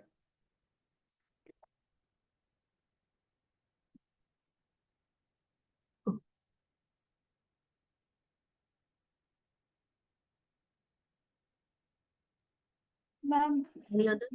Yes, this resistance to methylene. methicillin. Okay, but who is resistant? कौन है? Staphylococcus infections have a community acquired infection. हाँ, community होगा तो वो CA मर्सा होगा. Okay. हाँ, और ये मर्सा है वो हॉस्पिटल अक्वायर्ड होता है, हॉस्पिटल में से भी हो सकता है. वो मर्सा ही है, एक काइंड ऑफ मर्सा ही है, बट वो अक्वायर उसको हुआ कहाँ से? वो कम्युनिटी एरिया में से हुआ है. सो मर्सा इन्फेक्शन हॉस्पिटल में से भी हो सकता है, कम्युनिटी में से भी होगा. हॉस्पिटल में से होगा तो हम हॉस्पिटल अक्वायर्ड मर्सा बोलेंगे, कम्युनिटी में से होगा तो उसको सीए मर्सा बोलेंगे, बिकॉज कम्युनिटी अक्वायर्ड है. बट मर्सा एक ऐसा इन्फेक्शन है, स्टेफेलोकोकस ऑरिस एक बैक्टीरिया है, वो बैक्टीरिया का इन्फेक्शन हुआ है, वो बैक्टीरिया को किल करने के लिए हम मिथिसिलिन ड्रग देते हैं. बट अब ये बैक्टीरिया स्ट्रांग हो गया है, उसको मिथिसिलिन की भी कोई असर नहीं हो रही है, वो मिथिसिलिन से रेजिस्टेंट हो गया है ये बैक्टीरिया. सो ऐसे इन्फेक्शन को अब उसको हायर डोज ऑफ एंटीबायोटिक, दूसरी एंटीबायोटिक थेरापी मिक्स करके देनी होगी, मिथिसिलिन से कम बनेगा ही नहीं. तो ऐसे इन्फेक्शन को हम बोलते हैं methicillin resistant staphylococcus aureus infection. Got it? What is MRSA infection? Yes, ma'am. Okay, so MRSA is a skin or wound. In this, the skin or wound becomes infected with MRSA. ये जो मिथिसिलिन resistant हो गया है staphylococcus orris, उसकी वजह से skin या कोई भी वुंड होता है, जब हमें इंजरी होती है, सो वो वुंड भी मर्सा की वजह से इन्फेक्टेड हो सकता है. MRSA can be community acquired such as through sports when skin to skin contact and sharing equipments occurs. ये मर्सा कम्युनिटी से भी लग सकता है, जहां पर जो लोग ग्रुप में रहते हैं, लाइक स्पोर्ट्स पर्सन जो उसकी चीजें शेयर करते हैं, जो डॉर्मिटरीज में रहते हैं, जो हॉस्टल्स में रहते हैं, लाइक कम्युनिटी ग्रुप एरियाज में रहते हैं, वहां से भी हो सकता है direct skin to skin contact से, या तो उसकी चीजें शेयर करने से, उसकी पर्सनल ग्रूमिंग इक्विपमेंट्स, उसके कपड़े, उसके टॉवल, ग्रूमिंग की चीजें शेयर करने से भी मर्सा हो सकता है. But that is CA मर्सा, community acquired मर्सा. Next is it can also be hospital acquired, वो हॉस्पिटल में से भी हो सकता है, as in case of surgical site infection, that is SSI. See chapter 13 for additional information. हम FON में detail में स्टडी करेंगे. सो मर्सा कम्युनिटी से भी हो सकता है, हॉस्पिटल में से भी हो सकता है. हॉस्पिटल में अगर पेशेंट कोई सर्जरी की है, वो सर्जिकल साइट अगर इन्फेक्ट हो जाएगी, so that is called as hospital acquired MRSA. A MRSA screening with a nasal swab may be done for clients who are having surgery, who have been previously hospitalized or who live in a group settings. Yes, जब भी कोई patient की surgery करवानी होती है, तब हम different blood test करते हैं. सो लाइक उसका एबीजी HIV टेस्ट करते हैं, HbSAg टेस्ट करते हैं, वो सब हम करते हैं डिफरेंट. सो एक मर्सा स्क्रीनिंग भी किया जाता है जिसकी सर्जरी होने वाली होती है. नेजल नोज में से स्वॉब लेंगे एंड चेक करेंगे कि ये पेशेंट को पहले कभी इन्फेक्शन हुआ है स्टेफिलोकोकस ऑरिस का. अगर हुआ होगा तो इसको रिस्क ज्यादा है मर्सा होने का, राइट. सो जिसकी भी सर्जरी होने वाली होती है, या जो पहले हॉस्पिटलाइज हुए थे, बिकॉज ये हॉस्पिटल अक्वायर्ड भी है, पहले हॉस्पिटलाइजेशन हुआ होगा तो उसको इन्फेक्शन हुआ होगा, या कोई पेशेंट ग्रुप सेटिंग्स में रहता है, बहुत क्राउडेड रीजन्स में रहता है. सो ये तीनों पेशेंट जिसकी सर्जरी होने वाली होती है, जो ऑलरेडी पहले हॉस्पिटलाइज हुआ है, या तो जो ग्रुप्स में रहता है, उनका मर्सा स्क्रीनिंग करना पड़ता है. एक नेजल स्वैब लेके टेस्ट करेंगे कि उसको पहले कभी इन्फेक्शन हुआ है या नहीं. Clients with positive culture or with a history of positive culture are isolated. अगर हम नेजल स्वैब करेंगे और वो पॉजिटिव आता है, सो उसको मर्सा इन्फेक्शन ऑलरेडी है, उसको हो चुका है, या तो उसको हिस्ट्री रह चुकी है पॉजिटिव कल्चर की, तो ऐसे पेशेंट को आइसोलेट ही कर देना है. Infection can range from mild to severe and can present as a folliculitis or furuncles. Yes, infections के जो साइन एंड सिम्टम्स है वो माइल्ड सिम्टम्स से सीवियर सिम्टम्स भी हो सकते हैं. लाइक फॉलिक्यूलाइटिस भी हो सकता है. फॉलिक्यूलाइटिस मतलब क्या? आइटिस है मतलब आइटिस मींस inflammation. इन्फ्लामेशन. और इन्फेक्शन किसका हुआ है? इन्फ्लामेशन और infection Helpful. Follicles. Follicles means कौन से फॉलिकल्स? Hair follicles. हाँ, जो हेयर नीचे से उस निकलता है जो बल्ब, उसको हेयर फॉलिकल्स कहते हैं. सो फॉलिक्यूलाइटिस भी हो सकता है और उसका सीवियर फॉर्म है furuncles. Let me show you the image. देखो ये इमेज में आपको दिख रहा है. This first image is called as folliculitis. जो हेयर फॉलिकल है वो इन्फेक्ट हो गया है. अगर वो ज्यादा हो गया, लाइक डीपर इन्फेक्शन, ये सुपरफिशियल है, जैसे डीप जाएगा पूरा टिश्यू ये फ्यूरिनकल हो जाएगा, जिसको हम बॉयल्स बोलते हैं. तो ऐसा एक बीच में ऐसा पस जैसा हो जाएगा एंड पूरा बहुत पेनफुल बम हो जाएगा. उसका भी सीवियर फॉर्म है कार्बनकल्स. उसमें 2 से ज्यादा फ्यूरिनकल्स होंगे. You can see here 1 2 and 3. So this is the severe form of folliculitis, but inflammation of follicles होता है. So this is the mild to severe form में ऐसे साइन एंड सिम्टम्स दिखेंगे. जिसको मरसा हुआ है उसको. Folliculitis is a superficial infection of the follicles caused by staphylococcus and is present as a raised red rash and pustules. Yes. So folliculitis क्या है? एक सुपरफिशियल इन्फेक्शन है फॉलिकल्स का जो स्टेफाइलोकोकस की वजह से होता है. एंड कैसा दिखेगा फॉलिकुलाइटिस? एकदम बम्प हुआ, रेज्ड रेड रैश दिखेगा एंड प्यूस्टूल्स दिखेंगे. ऑनलाइन स्टूडेंट्स, जो न्यू स्टूडेंट्स है, please take a screenshot of this. और ये गूगल पर भी आप सर्च कर सकते हो. Various types of skin lesions: bulla, macule, nodule, patch, papule, plaque, pustule, vesicle, wheal, scale, crust, fissure, excoriation, erosion, lichenification, scar. ये सब क्या है? आपको एग्जाम होगी ना तब क्वेश्चन के अंदर लिखा होगा. जैसे ऐसा कैसे लिखा है? पेशेंट को प्यूस्ट्यूल्स होता है, तो आपको पता होना चाहिए प्यूस्ट्यूल्स कैसे दिखते हैं. आपको इमेजिन करना है क्योंकि प्यूस्ट्यूल्स की बात हो रही है तो ऐसा दिखेगा. सो ये आपको पता होना चाहिए कि नोड्यूल क्या है, प्यूस्ट्यूल क्या है, पेप्यूल क्या है, वेसिकल्स क्या है. आगे हमने देखा था कि हर्पिट लीजन में ऐसे वेसिकल्स हो जाते हैं. सो कैन यू सी कैसे वेसिकल्स दिख रहे हैं? तो इसको वेसिकल्स बोलते हैं. तो ये चीजें आपको पता होनी चाहिए. So you can Google it और यहाँ पर से भी आप स्क्रीनशॉट ले सकते हो, बट ये चीज आपको पता होनी चाहिए. ओके. सो प्यूस्ट्यूल्स बन जाते हैं. Furuncles are also caused by Staphylococcus but occurs deep in the follicles. Furuncles है वो भी Staphylococcus की इसी वजह से होता है. बट पहला था folliculitis, that is superficial. Furuncles that are deep. It presenting as a very painful large raised bump that may or may not have pustules. ये थोड़े ज्यादा पेनफुल होंगे और बहुत ज्यादा रेज्ड बम्प होंगे. उसमें प्यूस्ट्यूल्स होगा भी या नहीं भी होता है. समटाइम्स होता है प्यूस्ट्यूल्स, बीच में पस होगा. समटाइम्स नहीं होगा, सिर्फ बड़ा बड़ा लार्ज बम्प रेड कलर का दिखेगा. If MRSA infects the blood, sepsis, organ damage and death can occur. अगर ये मरसा है, वो स्किन इन्फेक्शन है, राइट. अगर वो मरसा बहुत ज्यादा इन्वेड होके ब्लड में चला गया तो उसकी वजह से सेप्सिस होगा. सेप्सिस की वजह से सेप्टिसेमिया, सेप्टिसेमिया की वजह से septic shock, then organ damage and patient की डेथ भी हो सकती है.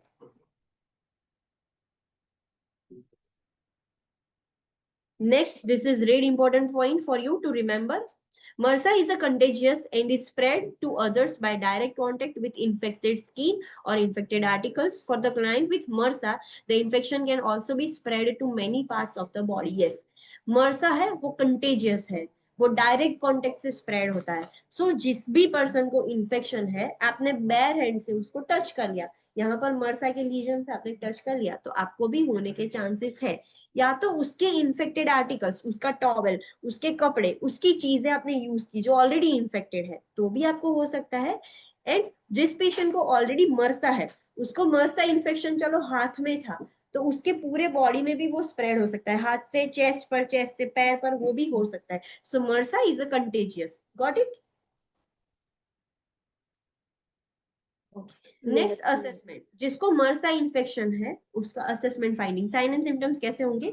सो culture and sensitivity test of the skin और wound confirms the presence of MRSA and leads to a choice of appropriate antibiotic therapy. हमें पता है मर्सा में माइल्ड फॉर्म में फॉलिकुलाइटिस होगा, प्यूस्टूल्स होगा, माइल्ड प्यूस्टूल्स, एंड फिर वो लार्जर प्यूस्टूल्स, फ्यूरिनकल्स हो जाएंगे। That is the assessment finding, ऐसा दिखता है। बट ये मर्सा है, मतलब वो मिथिसिलिन से रेजिस्टेंट हो गया है। सो इसके लिए पहले कल्चर टेस्ट करना पड़ेगा, आइडेंटिफाई करना पड़ेगा कि ये स्टेफिलोकोकस की ही स्पीशीज है या नहीं, एंड सेंसिटिविटी टेस्ट भी करना पड़ेगा। सेंसिटिविटी टेस्ट क्यों? बिकॉज मिथिसिलिन से अभी उसको कुछ फर्क नहीं पड़ता है। सो सेंसिटिविटी टेस्ट में वेरियस टाइप्स ऑफ एंटीबायोटिक्स के ऊपर यूज की जाती है, एंड वो रिपोर्ट में दिखाया जाता है कि किससे वो रेजिस्टेंट है, किससे वो सेंसिटिव है। जो भी मेडिसिन से ये बैक्टीरिया सेंसिटिव होगा वो ही मेडिसिन यूज की जाएगी। So culture and sensitivity test दोनों किया जाता है, वो स्किन से या वुंड से, जिससे हमें पता चलेगा कि मर्सा है या नहीं, एंड अगर है तो कौन सी एंटीबायोटिक हमें यूज करनी है, वो हेल्पफुल हो जाएगा हमें। इंटरवेंशंस क्या करेंगे जब भी मर्सा इन्फेक्शन होता है? Maintain standard precaution and contact precaution as appropriate to prevent the spread of infection to others. Yes, contact precautions maintain करना है, स्टैंडर्ड प्रिकॉशंस तो हम सब में करते हैं। Monitor the client closely for the signs of further infection which may lead to systemic illness and organ damage.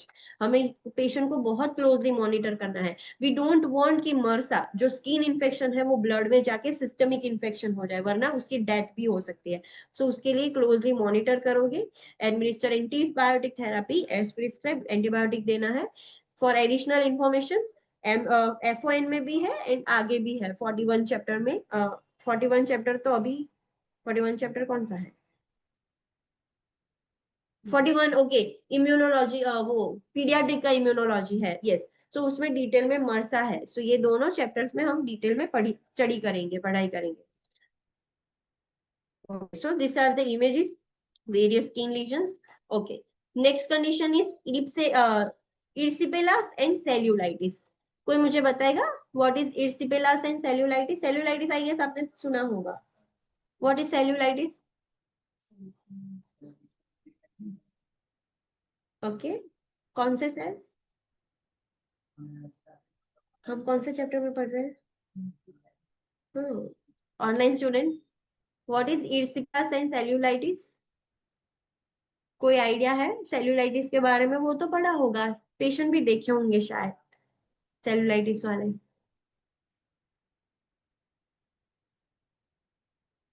Yes और no, any idea? हाँ ना तो बोलो।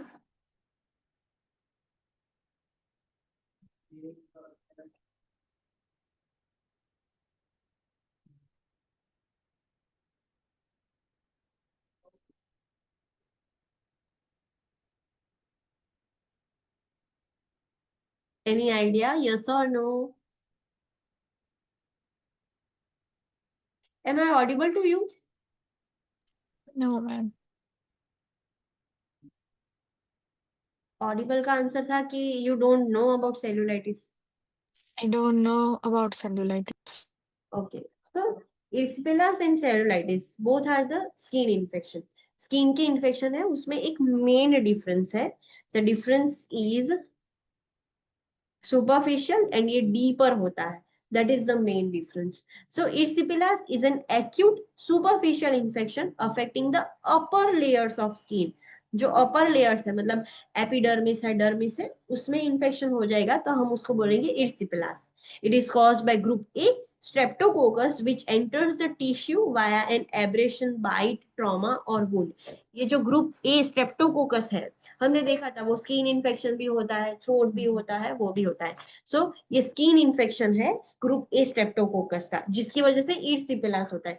बट वो एंटर कैसे हुआ? सो कुछ एब्रेशन हो गया, ऐसे लीजन हो गया, किसी ने बाइट कर दिया, वो ओपन है, ट्रॉमा की वजह से, वुंड की वजह से वहां पर ग्रुप ए स्ट्रेप्टोकोकस बैक्टीरिया आ गए और उसने फर्स्ट 2 लेयर्स, अपर लेयर्स को डैमेज कर दिया, इन्फेक्ट कर दिया, तो उसको हम बोलेंगे इर्सिपेलास। Cellulitis is an infection of the dermis and underlying hypodermis. Dermis तो ऑलरेडी इन्फेक्टेड है, बस उसके नीचे का हाइपोडर्मिस मतलब सबक्यूटेनियस भी इन्फेक्टेड हो गया है। The causative organism is group A Streptococcus और स्टेफाइलोकोकस ऑरिस। स्ट्रेप्टोकोकस की वजह से भी हो सकता है, स्टेफाइलोकोकस ऑरिस की वजह से भी हो सकता है, but the main difference is now upper layer तो नहीं बट नीचे तक वो इन्फेक्शन है, तब हम उसको बोलेंगे सेल्यूलाइटिस। तो this is the main difference, infection of the layers of skin, उसको एरिसिपेलास एंड सेल्यूलाइटिस बोलते हैं। असेसमेंट, जो भी पेशेंट को इर्सिपेलास और सेल्यूलाइटिस होगा तो साइन एंड सिम्टम्स कैसे होंगे, वहां पर जो एरिया इन्फेक्टेड है वहां पर पेन होगा, टेंडरनेस होगा। What is tenderness? Online students, what is the difference between pain and tenderness?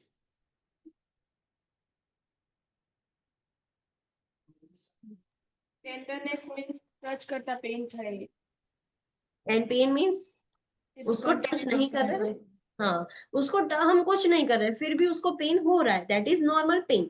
Tenderness मतलब नॉर्मली पेन नहीं होगा बट जब हम उसको टच करेंगे तब पेन होगा, सो दैट इज टेंडरनेस। सो ये पेशेंट को पेन एंड टेंडरनेस दोनों होगा।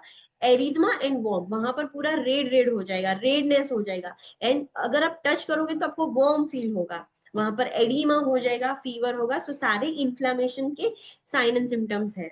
इंटरवेंशन क्या करना है इर्सिपेलास एंड सेल्यूलाइटिस में? Promote rest of the affected area, जो अफेक्टेड एरिया है हाथ पैर जहां पर भी हुआ है उसको मूवमेंट नहीं करवानी है, रेस्ट करवाना है अफेक्टेड एरिया को।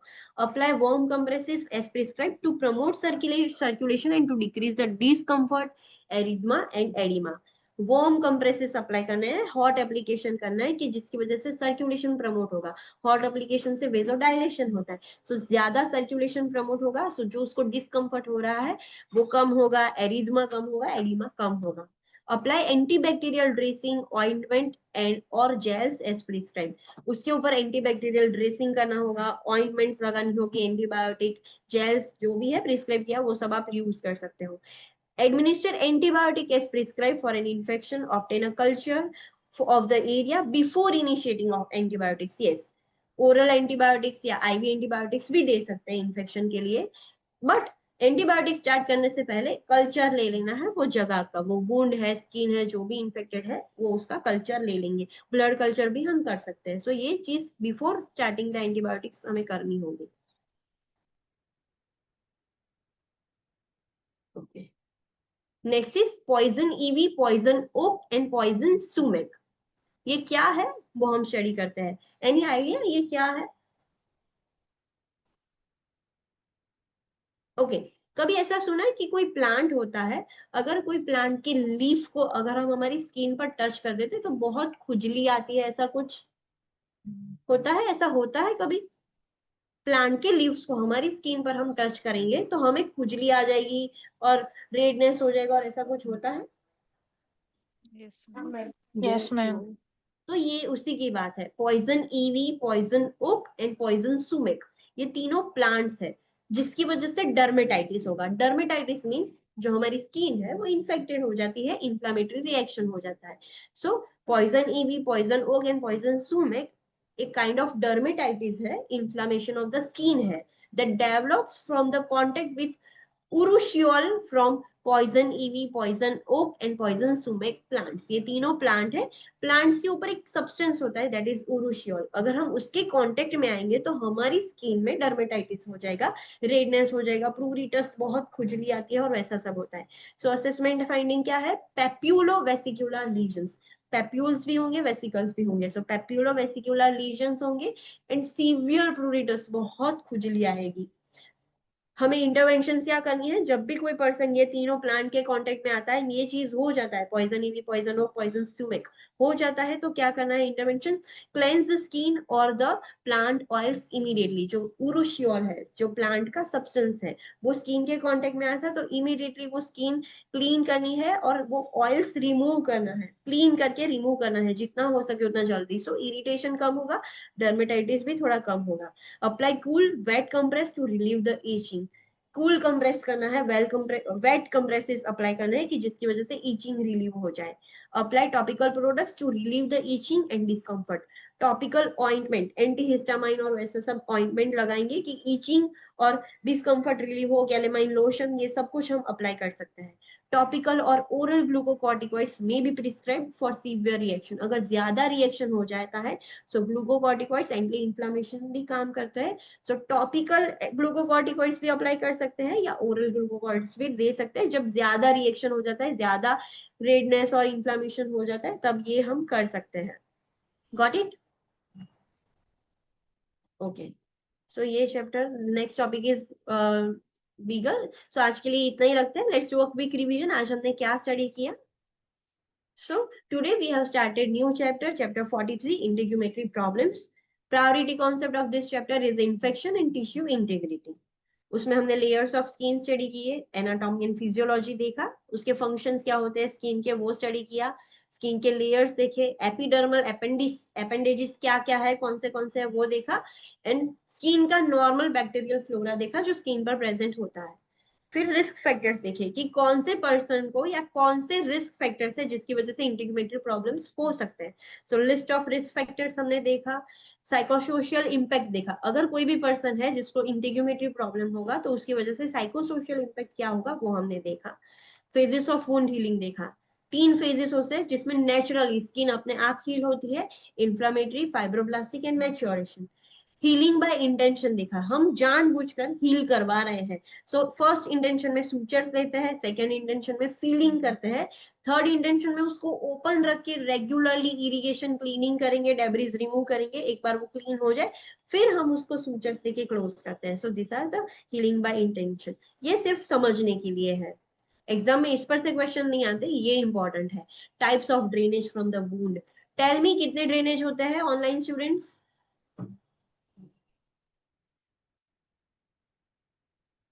How many types of drainage are there? कोई भी वुंड में से?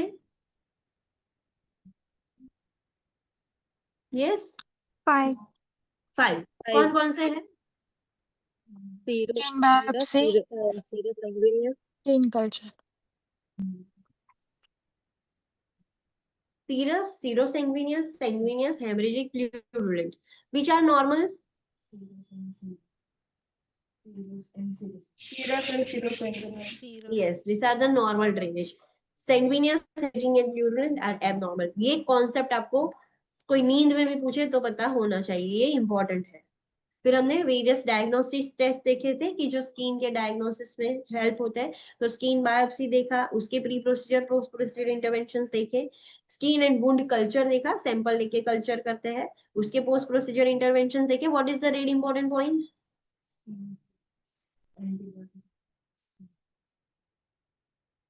Skin culture should be obtained before starting any antibiotic therapy. Yes, skin culture या कोई भी टाइप का कल्चर है वो उसका स्पेसिमेन एंटीबायोटिक स्टार्ट करने से पहले लेना होता है। वुड लाइट एग्जामिनेशन देखा, उसमें एक स्पेसिफिक ग्लास होता है, स्पेशल ग्लास होता है जिसको वुड ग्लास बोलते हैं।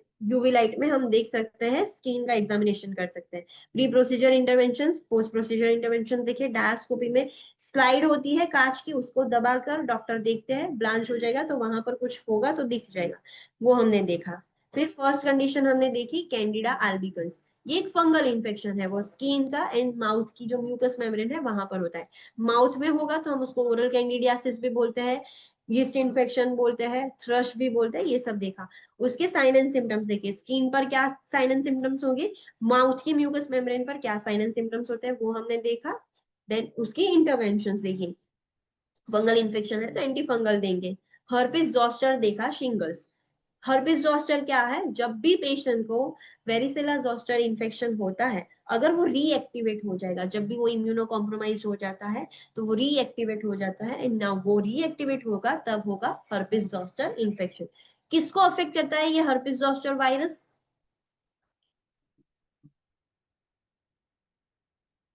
क्या चीज अफेक्ट होती है शिंगल्स में?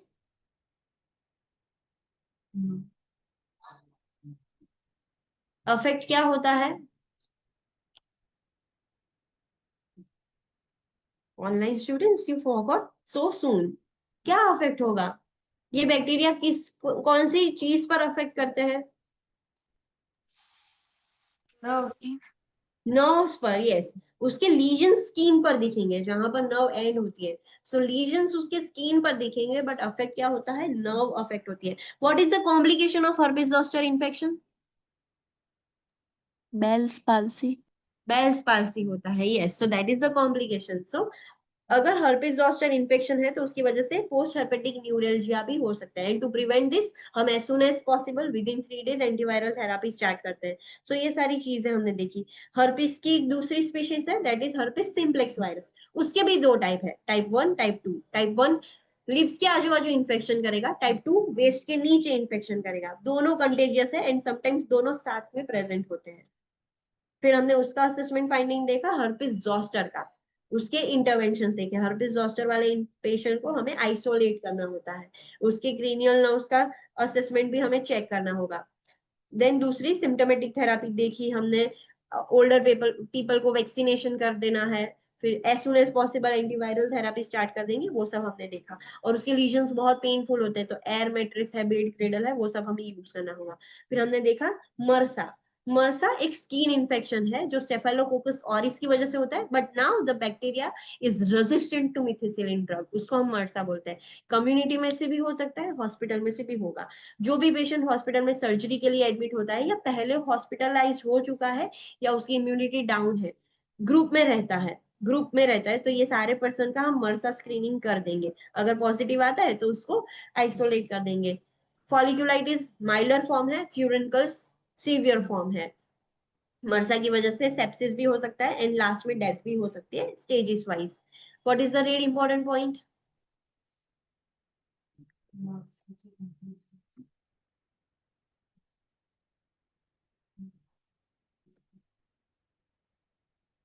Online students, what is the read important point?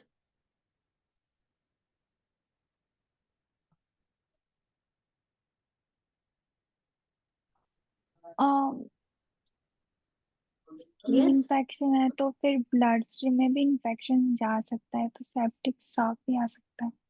नहीं, it is not mentioned in the read point. You are correct, होता है मर्सा से ऐसा, but read point में क्या है? MRSA spread to other by direct contact with affected skin or affected articles for the Yes. client with MRSA, and the infection can also be spread to many parts of the body. MRSA direct contact से spread होगा। जो client को MRSA का infection है वो direct skin to skin contact से भी होगा, या तो उसकी इन्फेक्टेड आर्टिकल्स के आपके कांटेक्ट में अगर तो भी मर्सा हो सकता है। एंड जिसको मर्सा है, द क्लाइंट विथ मर्सा, उसको एक जगह पर है तो दूसरे पार्ट में भी वो स्प्रेड हो सकता है। सो मर्सा इज कंटेजियस। उसका हमने असेसमेंट फाइंडिंग देखा एंड उसके इंटरवेंशन देखे। एंटीबायोटिक कौन से देंगे हम सेंसिटिविटी टेस्ट करेंगे फिर डिसाइड करेंगे, बिकॉज मिथिसिलिन तो आप दे नहीं सकते। फिर ये हमने दूसरे डिफरेंट टाइप्स ऑफ लीजन्स देखे जो आपको पता होने चाहिए। फिर एरिस्पिलास एंड सेल्यूलाइटिस देखा। Erysipelas and cellulitis both is the inflammation और infection of skin, but erysipelas superficial infection है जो अपर लेयर्स ऑफ स्किन को अफेक्ट करता है, ग्रुप ए स्ट्रेप्टोकोकस की वजह से होगा। सेल्यूलाइटिस डीपर मतलब डर्मिस और उसके नीचे जो हाइपोडर्मिस है वो इन्फेक्टेड हो जाएगा, उसका positive organism group A Streptococcus भी है, स्टेफेलोकोकस भी है। एंटर सेम तरह से होगा, एब्रेशन बाइट ट्रॉमा वुंड वो ही है। असेसमेंट सारे इंफ्लामेटरी रिएक्शन के असेसमेंट फाइंडिंग सिम्टम्स है एंड इंटरवेंशंस है। बैक्टीरियल इन्फेक्शन है, group A streptococcus and staphylococcus both are bacteria, so उसकी एंटीबायोटिक ही लगेगी। सो उसके हमने इंटरवेंशन देखी। फिर हमने देखा poison ivy, poison oak and poison sumac. ये चीज है क्या? तो ये तीनों प्लांट्स है। ये प्लांट के कांटेक्ट में आने से प्लांट के ऊपर एक स्पेसिफिक सब्सटेंस होता है दैट इज उर्शियोल।